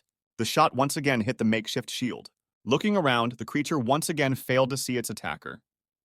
But it looked up and saw a dark object approaching from above. In flight, Zheng fired a few accurate shots, using his energy to kill the monster for sure. Once again, however, all hits came on the armor. That's when the guy discerned that the zombie had fenced itself all around the perimeter with one large shelter. As he landed on the ground, he began to think about what he should do in this situation. Pulling a large caliber rifle out of his inventory, the hero opened fire to kill. The bullet flew through the cover at a tremendous speed. Such a shot was surely going to end this fight. Looking into the resulting hole, the guy saw that the creature's body had been struck. However, it had not yet begun to dissolve, which meant that the zombie was still alive. At that moment, the hero decided that this battle would be more difficult than he had anticipated. Trying not to think about the possible dire outcome, Zheng decided he needed to recharge. But a second later, a stone fist came from the left side of the trench into the boy's face. A blow of that magnitude would probably kill any normal person. However, the hero managed to block the attack with his sniper rifle. Nevertheless, he was now pinned against the opposite wall of the trench. At the same moment, Jung realized that his equipment was strong enough to withstand such blows. But his weapons were useless against the monster's strength. Glancing to his left, the boy saw that the monster had already broken free from its hiding place. Looking closer, the boy saw that the monster was trying to heal itself. Then he realized that the creature was trying to buy time for itself to regain its strength.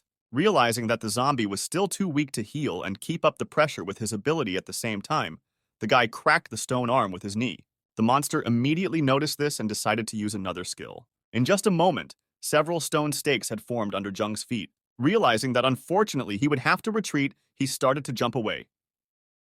At the same time, the stone peaks continued to appear one after another. After a few seconds, the hero stopped at one location and fired his sniper rifle several times in the direction of the monster.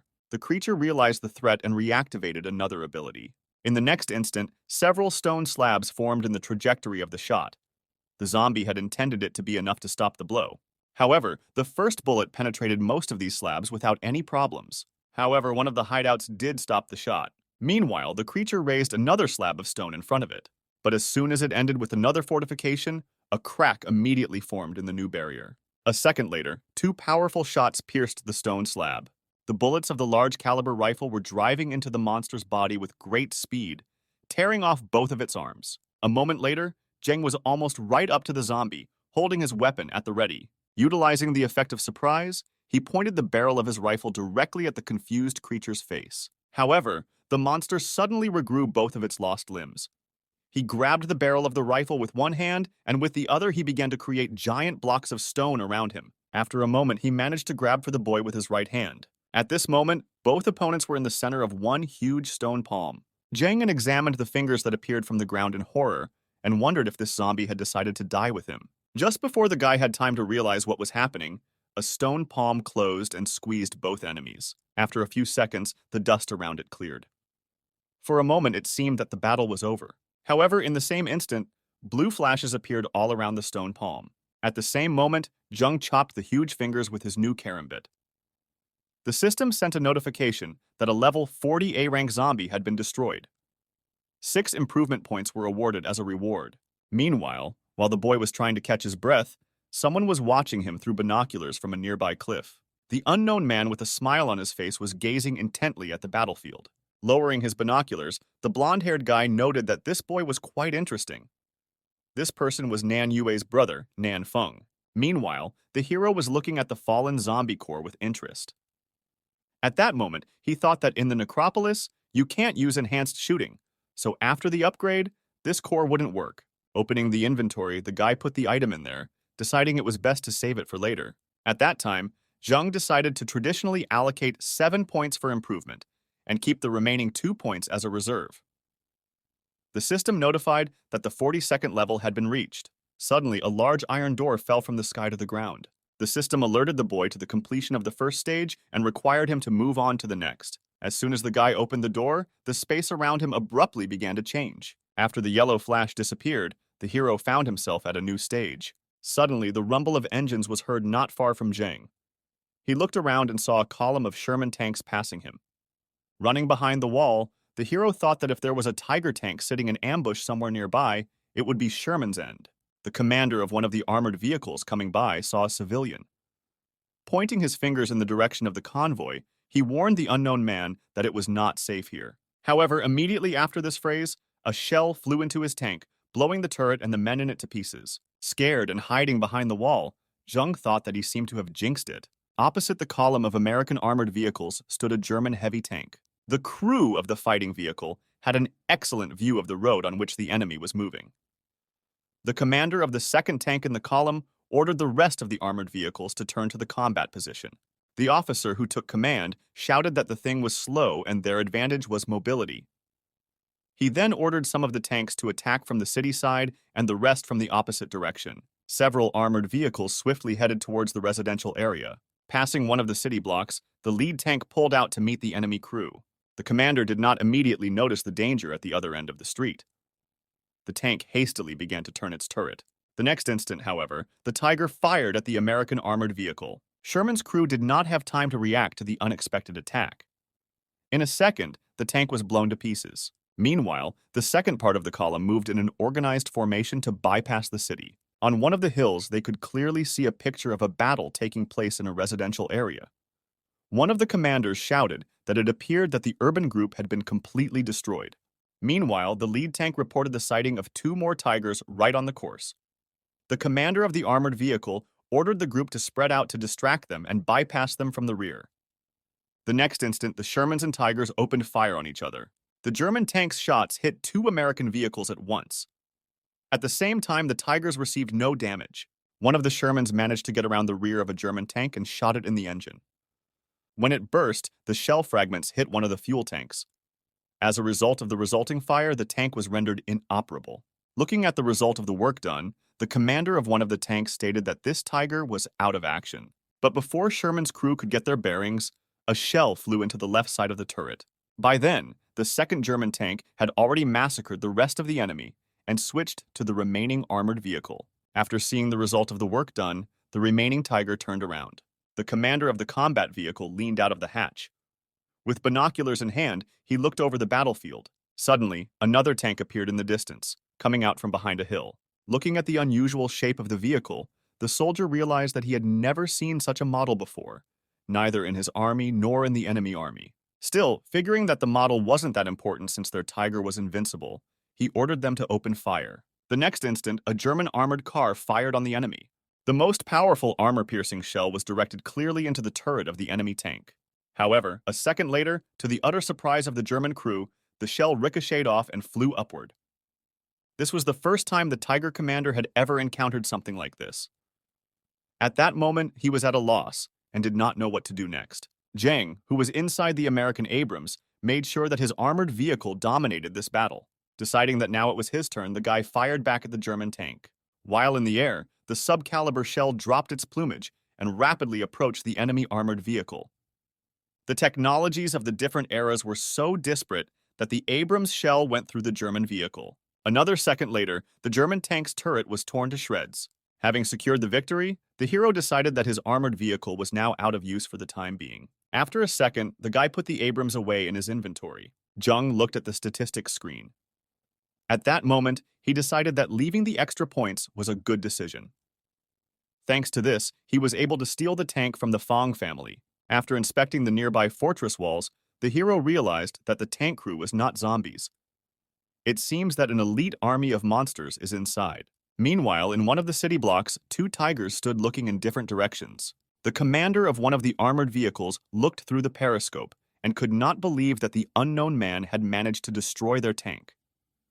The commander of one of the armored vehicles looked through the periscope and could not believe that the unknown man had managed to destroy their tank. However, the officer could not have guessed that the culprit behind the destruction of their ally was already nearby in one of the houses. Deciding that now was the perfect moment to attack, the hero prepared to attack. At the same instant, an American Abrams appeared inside the building in front of the German tanks. The very next second, the heroes fired in the direction where the enemy armored vehicles were. A sub-caliber shell pierced through 2 German tanks at once. The commander of the Tiger, standing a little further away, shouted that the unknown person was firing from inside the addition. However, the crew of this armored vehicle did not have time to react to the unexpected danger and was also destroyed. Meanwhile, a column of tigers was moving toward the city. One of the commanders on the radio asked the colonel why they had mobilized the whole company so abruptly. Had something happened to their advance party in the city? The head of the group stated that an entire platoon of their tanks had been destroyed in an urban development. In addition to their column, a squad of Royal Tigers is coming to the rescue. Indeed, behind the main group of troops was a detachment of the newest German vehicles. The commander of the lead armored vehicle shouted into the radio that an enemy tank had been spotted 2 kilometers ahead. The colonel relayed over the general channel for the soldiers to stop fidgeting, as this distance was not considered unsafe. As soon as the leader of the group said this, Abrams fired at the approaching column. A sub-caliber shell, charged with incomprehensible energy, rapidly approached the lead vehicle. As with the battle in the city, one shot was enough to decide the outcome. The American tank hit all the enemy armored vehicles with one shot. Zhang decided to ride along the column to inspect if there were any tanks left intact. His attention was caught by the Royal Tiger standing at the end. Looking at the armored vehicle, the guy realized that this tank was the only one that hadn't exploded. Suddenly, two red tentacles flew out from the hatch of the Royal Tiger. A few seconds later, the entire hull of the tank was already covered with tentacles. Jung didn't expect the meeting with the boss to be right now, but what was his surprise when the monster opposite completely copied his tank? The system notified him that the boss opposite was a level 50 zombie. Looking at the towering monster, the guy was surprised to note that this turret is a copy of his tank. At the same second, the Spider King fired a shot in the hero's direction.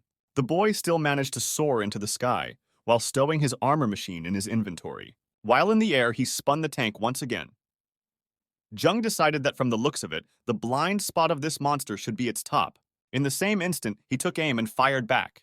The subcaliber shell reached the roof of the monster's turret, lightning fast, almost managing to pierce it in time. However, the zombie had incredible reactions and managed to dodge at the same second. At that moment, the hero realized that he was now in a vulnerable position.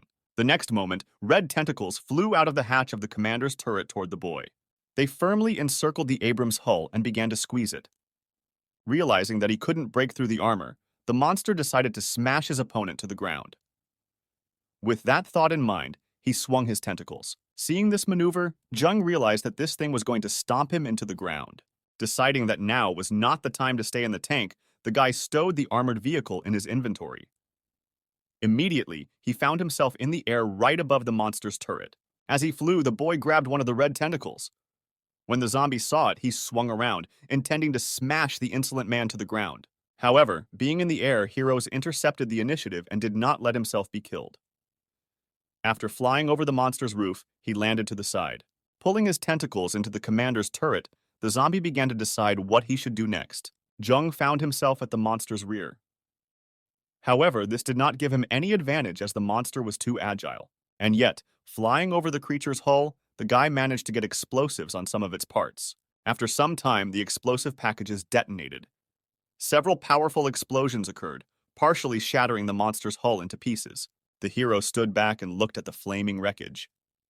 However, there was no notification of destruction, so the monster was still alive. At the same instant, several red tentacles rushed out from the smoke enveloping the tank. One by one, they swarmed toward the burning armored vehicles standing off to the side. At the same second, a human silhouette appeared from the monster's main body. It was the muscular blue body of a creature that looked like an old man. The hero was dumbfounded and stared at it in horror.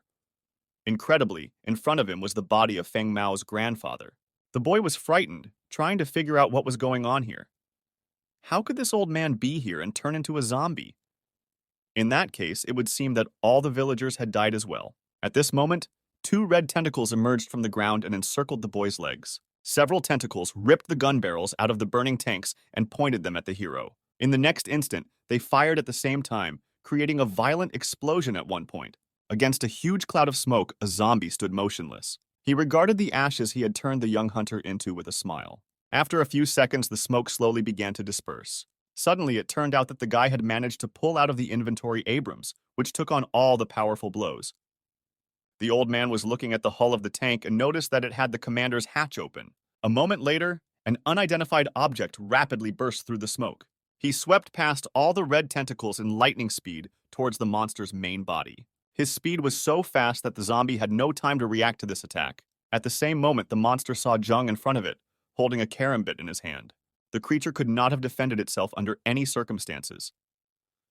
The hero struck dozens of blows in 1 second, chopping the zombie to pieces. During the attack, the guy managed to cut the old man's head off. Zheng jumped down and his head rolled to his feet. Leaning over his defeated opponent, the hero looked sadly into the old man's eyes. Feng Mao looked into the guy's eyes in surprise. He recognized Yang Zheng and asked what he was doing here. The guy ignored the old man's question and asked him what happened, Xiao Qi. The zombie grew dramatically sad and replied that he urgently needed to save his granddaughter. But then a shot rang out in the distance. The bullet hit the old man's head and shattered it. Looking at the droplets of blood flying by, the hero saw a notification that he had been awarded 9 improvement points for killing the monster. Turning around sharply, he surveyed the direction from which the shot had come. A blonde stranger in a German officer's uniform stood across from him. He called the boy by name and said it was not his style to be soft on zombies. Looking confidently at the kid, the strange man pronounced that his name was Nan Feng, and he was the brother of Zheng's acquaintance. Looking angrily at the stranger, the hero replied that it was up to him to decide who he wanted to kill. Then he asked the blonde guy why he killed the monster for him. Feng replied that he didn't come here to feud as they both have a common enemy, and that enemy is the Fang family. These words reassured Jung a little. However, he was still skeptical of such an alliance. Just then, a type of officer's uniform used some sort of ability and said that once the hero finished the test, they would meet at the eagle's nest. At the same second, another metal door fell not far from Jung, leading to the next stage. Waving his hand, Feng said with a smile on his face that he would wait for the guy. As soon as the unknown type vaporized, the hero thought that there was obviously some kind of trick here. Having strengthened himself to level 50, the boy took hold of the doorknob and thought that for now he just needed to pass the test, and he would find out for himself from there. In the same instant, the space around him began to change again. After a few moments, the guy discovered that he had a pilot's helmet on his head and a respirator pulled over his people. Looking around, he saw that he was in the cockpit of an airplane. There were several of these same fighters around him. Immediately, the boy realized that there would be an air battle on this level. Zheng wondered how many points it would take to upgrade an ordinary World War II fighter to a 5th-generation fighter.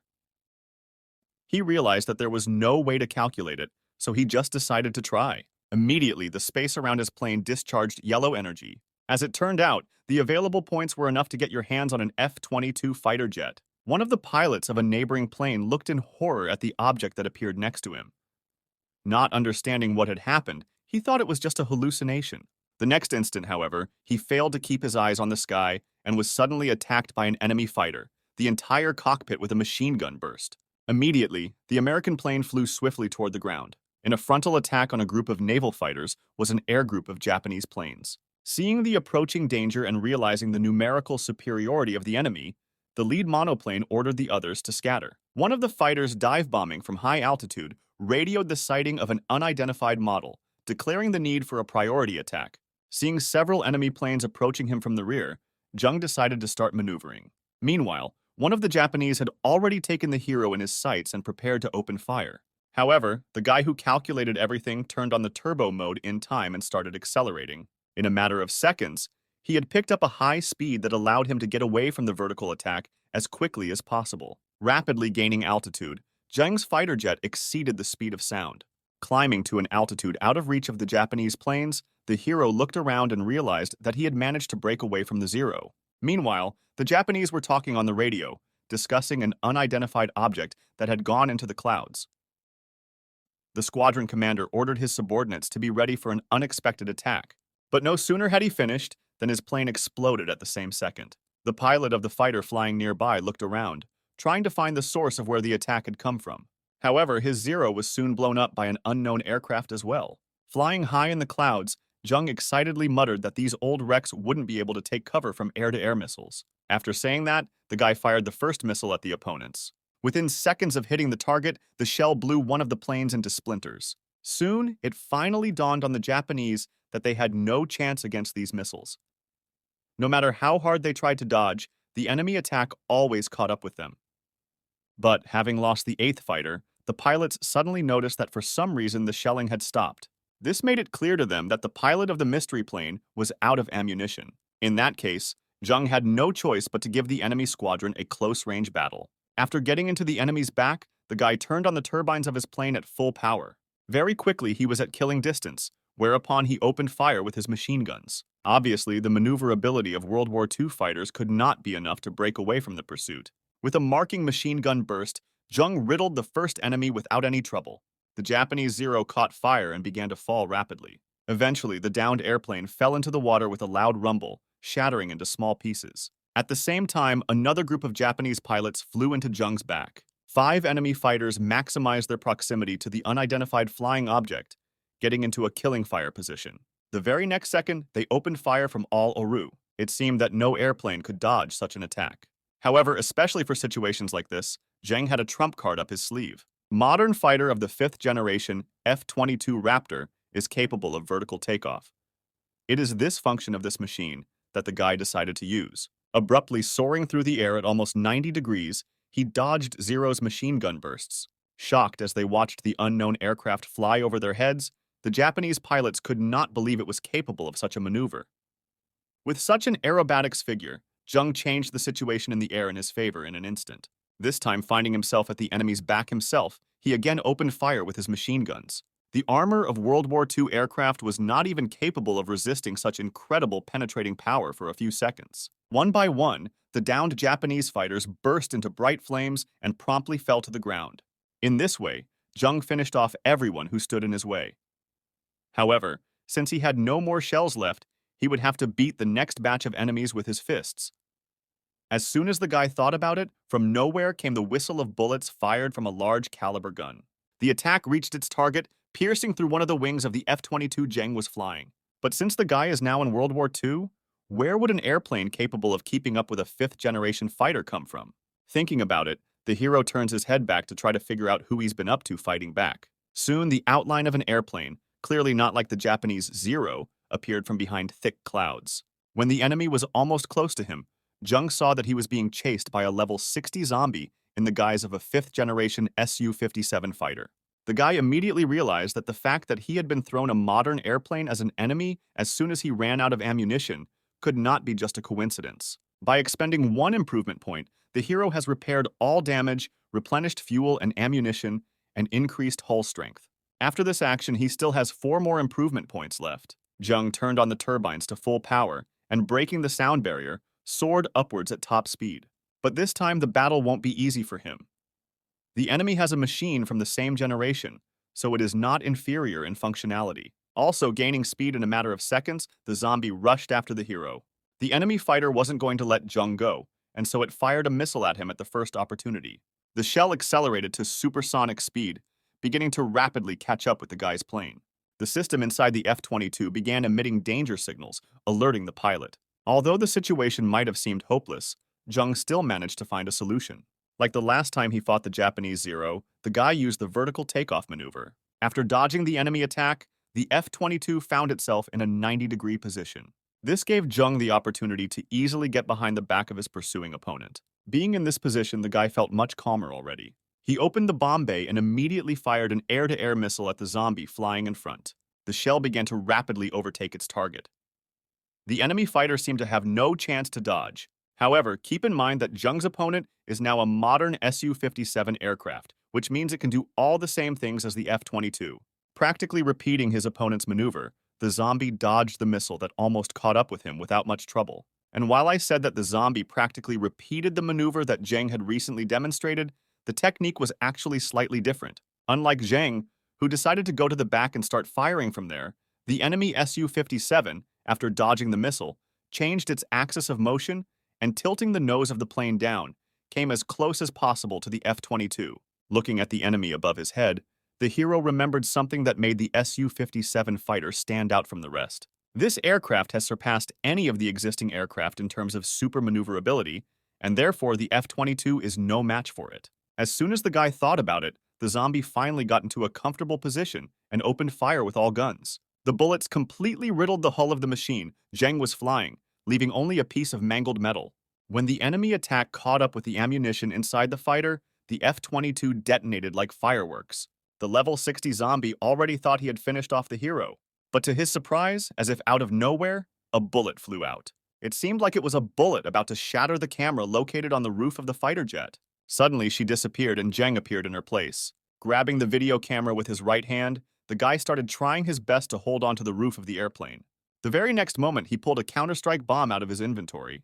Hooking it to the hull of the C-4 fighter, Jung said he hoped the zombies would like his gift. Making sure the bomb was holding tight, the guy pushed off the plane. After that, he did several flips in a row and placed about 5 more explosives on the body of the machine. Pretty soon, the seconds timer on the C-4 showed 0 seconds. A series of powerful explosions erupted, blowing the 5th-generation fighter to smithereens. Relaxedly falling down with his arms spread apart, Jeng began to contentedly observe the result of the work he had done. However, even though the enemy plane was destroyed, the system did not notify the hero of the zombie's death. Not realizing what was going on, the guy began to gaze into the cloud of smoke that was left after the fighter jet exploded. That's when he saw a level 60 zombie flying at him, a Shadow Dragon King. Jung guessed very quickly that this boss had advanced to the second stage. He was now in a very vulnerable position, and the Dragon King was well aware of this, and so he had already begun to prepare his first attack. The debuff that weakened physical strength was still in effect, but after taking the gun out of his inventory, Jeng was still confident that it wouldn't hinder him in any way. Meanwhile, the dragon had already released a prepared spell from its mouth at the guy. With the teleporting shot he had taken beforehand, Jung had no trouble getting back from the enemy's attack. Looking after the mysterious projectile fired by the dragon, the hero saw it cleaving the heavens with its power. This thing looked something like a small black hole, and therefore it could be assumed that the enormous destruction from its contact with the ground could not be avoided. And so it did. As soon as the spell reached the surface, there was a deafening explosion. Moreover, the light from this explosion was so bright that Jung had to cover his face with his hands to avoid burning his retinas. The unknown energy in the form of a sphere began to spread over a huge area, demolishing everything in its path. Reaching an incredibly huge scale, this energy produced an interdimensional rupture, causing even more destruction. As a result, a crater with a radius of several tens of kilometers was formed on the ground. Watching all of this, John couldn't believe his eyes. Even though the boss had suffered a lot of damage at the beginning of the battle, he still managed to set off a nuclear bomb-like explosion. Turning his head toward his opponent, the hero noticed that he was in no hurry to act further for some reason. This can only mean that the boss is currently unable to use the second skill due to the cooldown. Deciding to take advantage of the window provided, the guy pulled out an assault rifle from his inventory and started firing at the enemy. The Dragon King, in turn, despite the cooldown, rushed towards the hero with his muzzle forward. The bullets fired from the rifle did him no damage at all. The huge beast flew up close to Jung and opened its mouth wide, preparing to devour its victim. To his dismay, just moments later the guy suddenly disappeared right from under his nose. With the help of a teleporting bullet, the hero moved to the dragon's tail and grasped its huge scales with his hand. After sitting comfortably on the body of the huge animal, Jung deftly pulled out a shotgun. Using explosive shot after explosive shot, the guy started trying to shoot through the sturdy scales of the Dragon King. Almost half of the beast's body had detonated, and it seemed the damage should have been irreparable. However, the expectations were not only not met, but also gave the hero a lot of new problems. He certainly managed to injure his opponent. The explosion left huge holes in his body, but very soon, all the wounds the Dragon King had received simply healed. This creature's thick skin easily absorbed damage and recovered very quickly. The only thing left for Jung to do was to find and destroy the boss core to win. The only problem was that there were so many nuclei in the body of this monster. The dragon must have split the core into fragments so that it couldn't be defeated in one blow. Jung was getting stressed by the fact that the zombies were getting more and more cunning as their level increased. While the guy was wondering what he should do next, the Dragon King suddenly roared and began to dive down. Obviously, this was the monster's way of trying to shake off the man stuck to it. With each passing second, Jung's grip was loosening. The guy's arms loosened, and unable to hold on to the creature's body, he flew high into the air. As the hero began to fall again, the Dragon King soared upward and stopped in place. The spell's cooldown was already over, so the winged beast opened its mouth and began to gather terrifying energy again. Looking at this, Jung realized that he had nothing to fear.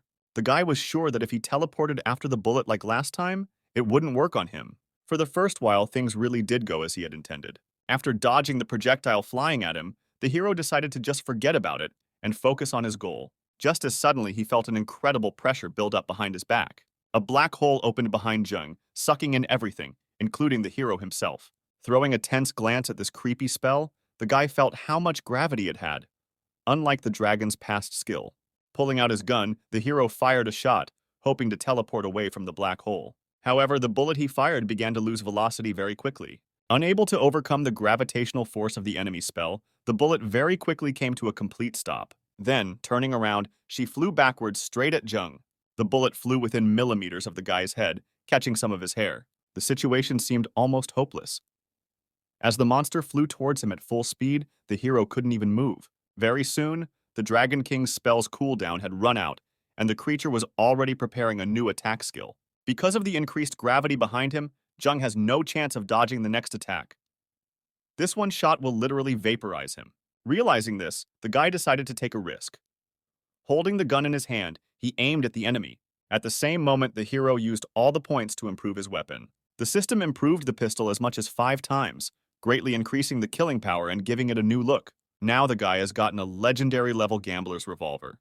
This weapon fires a random number of shots with different damage and effects.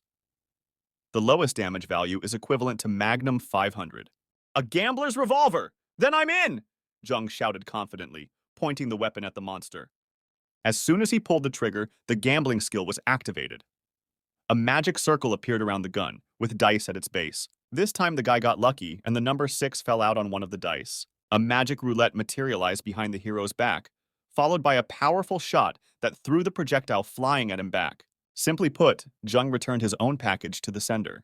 The projectile flew at an incredibly huge speed, and so the Dragon King didn't have enough time to dodge. A second later, a colossal explosion sounded, from the epicenter of which dazzling white energy began to form again.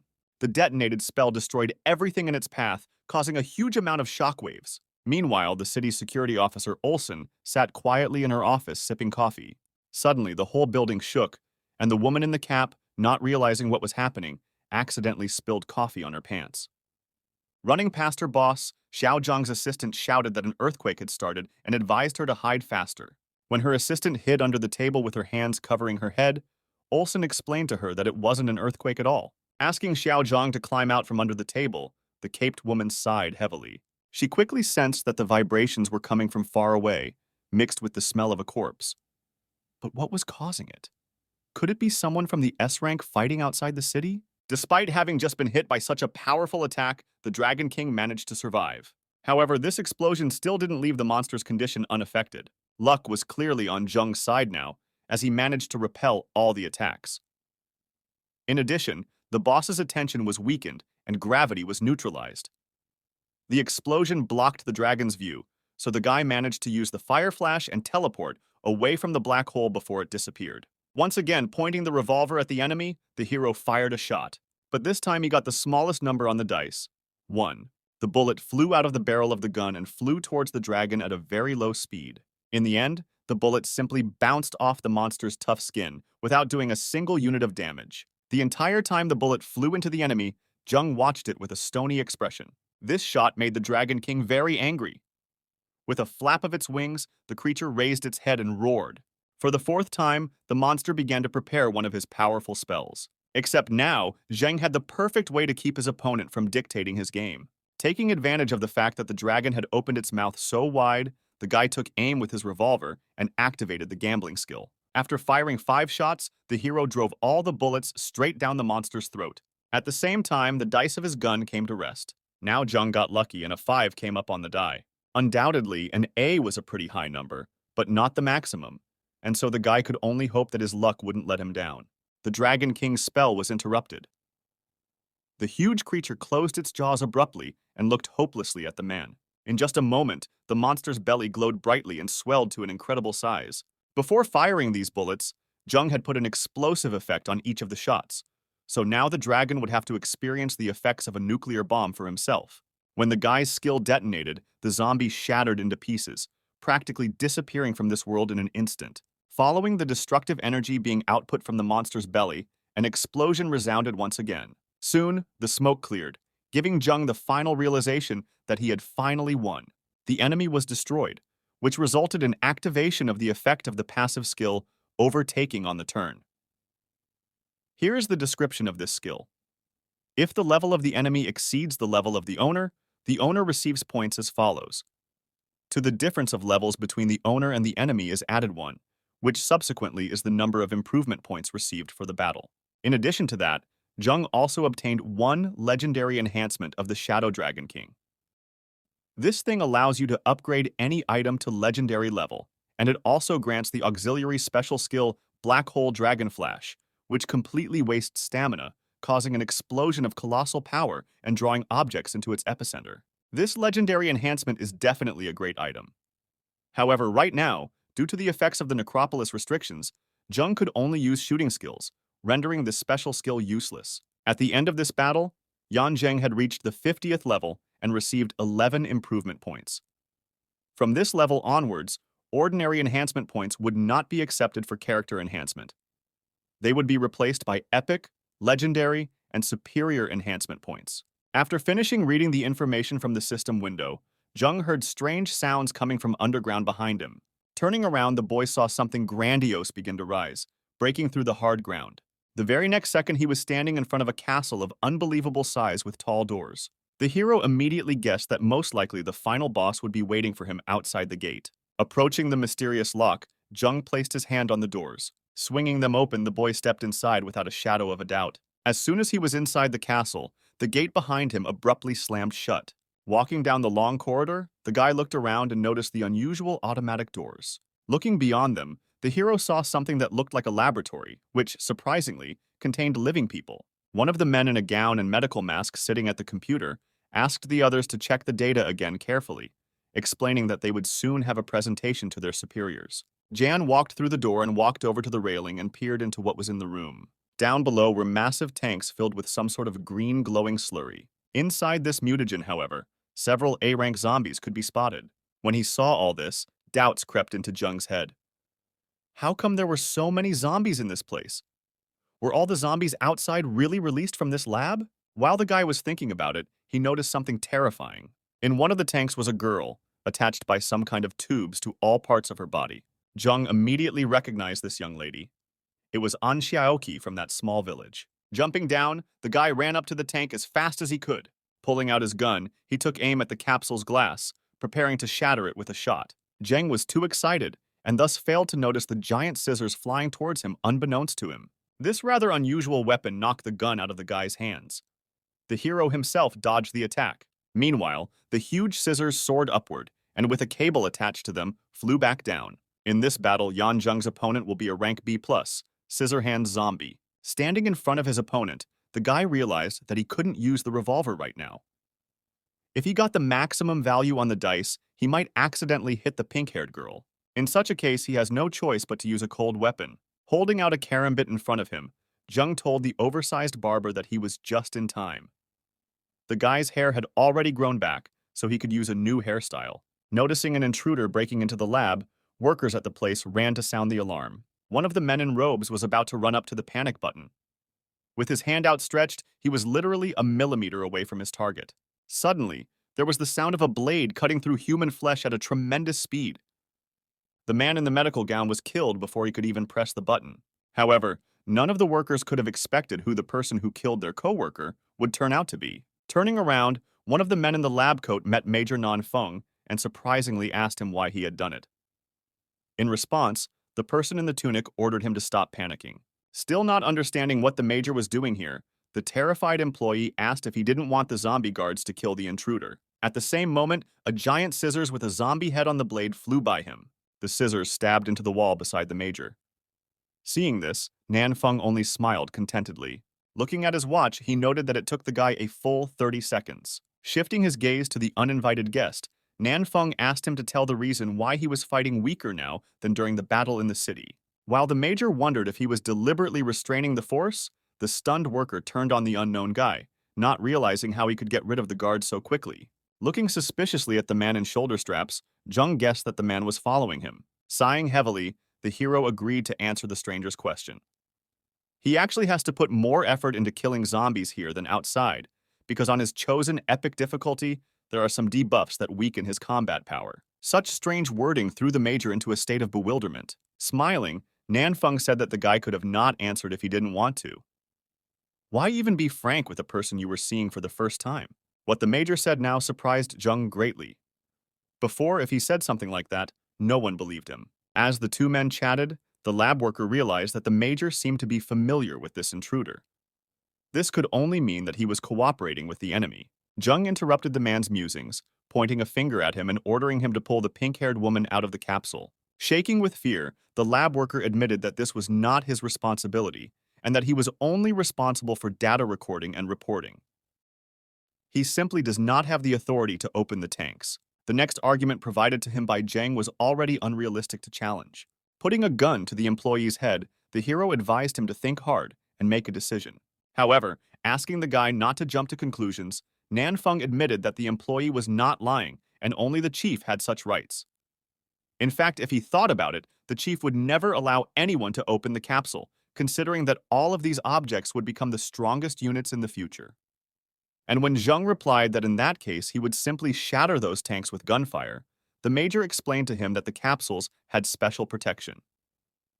The glass cannot be penetrated by any existing caliber weapons. In that case, the hero made the decision to use the amplification to try and break the glass. But no sooner had he begun to act than suddenly all the tanks came into motion. In a matter of moments, the capsules went under the floor, leaving the lab.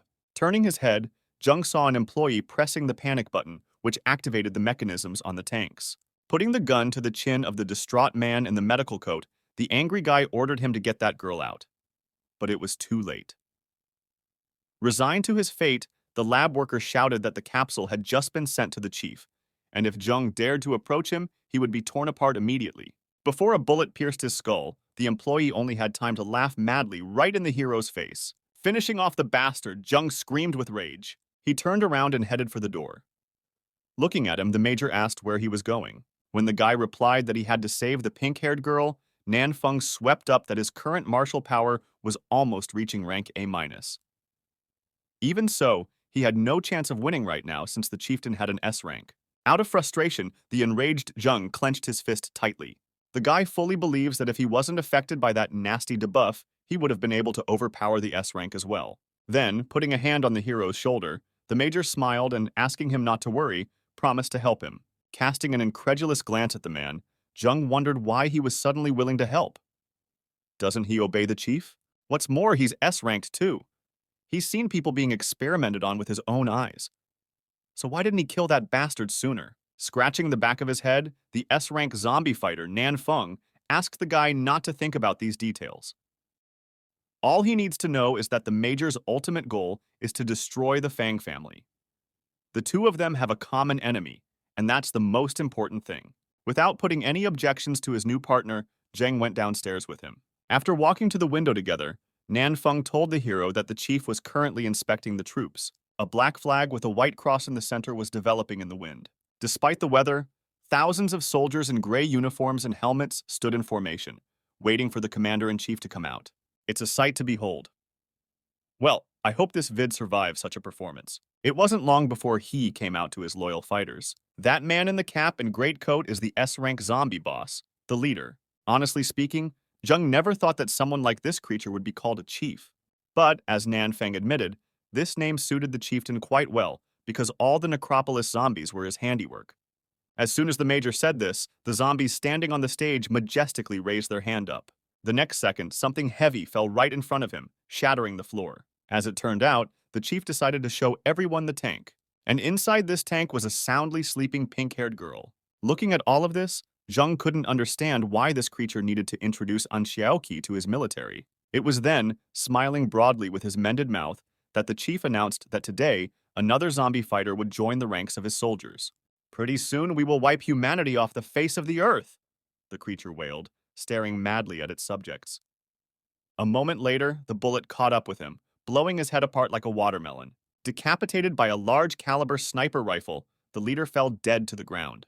Looking through the rifle's scope, Zheng, who had climbed out of the broken glass, asked his partner if this scumbag had died from a single shot. How could a rank S zombie boss die so quickly? Pointing his finger somewhere in the crowd of soldiers, Nan Feng advised the hero not to relax. Looking to where his partner was pointing, Zheng saw an ominous figure exuding an aura of terror still. Abruptly throwing his hand up in the air, the chief shouted to his soldiers that it was their time to show their loyalty and destroy the assassin. Seeing the target sitting in the window of a building, one of the enemy warriors took an RPG-7 and fired a projectile. The missile slammed into the building at tremendous speed, blowing half the wall apart in an explosion. Looking hopefully at the explosion, the chief had already thought that the assassin had been killed. However, the very next instant, the bullet that flew out of the cloud of smoke flew through the head of the caped zombie on a flyaway. Jumping off the blasted building, Zheng landed right in the middle of a crowd of zombies with a bomb in his hands. The guy had previously encountered zombies that used the clone resurrection technique. Probably, the leader is the same type, but he is able to resurrect himself with the help of body replacement. When Nan Feng told the hero about this, he also added that each of the soldiers summoned by the leader sacrificed themselves when in mortal danger. Zheng then has a reasonable question. How can they win if the leader is able to summon soldiers indefinitely? The major, in turn, explained that it was all about the radius of the draft. There are two ways to defeat such an enemy. The first is to destroy all the soldiers within the radius of the draft. The second is to move it away from the core. After listening to his partner, Zheng inquired about the maximum range of the summon. Unfortunately, even though Nan Feng had been serving the chief for quite some time, he had never let him get close to him. So the guy would have to act at random. According to the next plan laid out by the two, Zheng's job is to try to deal with the chief, and Nan Feng's job is to protect the pink-haired girl. As Zheng placed the bomb in the middle of the square, he thought about how stupid the decision to act at random was. He was prevented from thinking by the soldiers, who quickly reacted to his appearance and opened fire with rifles. However, not a single bullet reached its target, as the intruder disappeared almost as quickly as it had appeared. He also left behind an explosive in its place, which suddenly began to increase in size. C4 was upgraded to a Mega C4 with 1 regular improvement point. In total, the guy still had 11 more points left. Quickly enlarging, the bomb scattered the unsuspecting zombies standing nearby in different directions. Watching all of this from the stage, Nanfeng couldn't believe his eyes. A giant bomb like this is capable of blowing up the entire area. It's really impressive. Naturally, the major did not forget his part of the job. Standing beside the tank that An Xiaoqi was in, Nanfeng crossed his fingers using his technique. In just a moment, a solid metal explosion-proof pillbox had formed around them. The appearance of this structure was a signal to Yan Zheng. Nanfeng erected a sturdy pillbox around the capsule. This meant that pink-haired girl was now safe. After making sure of that, Zheng pressed the detonator. Pet the cat.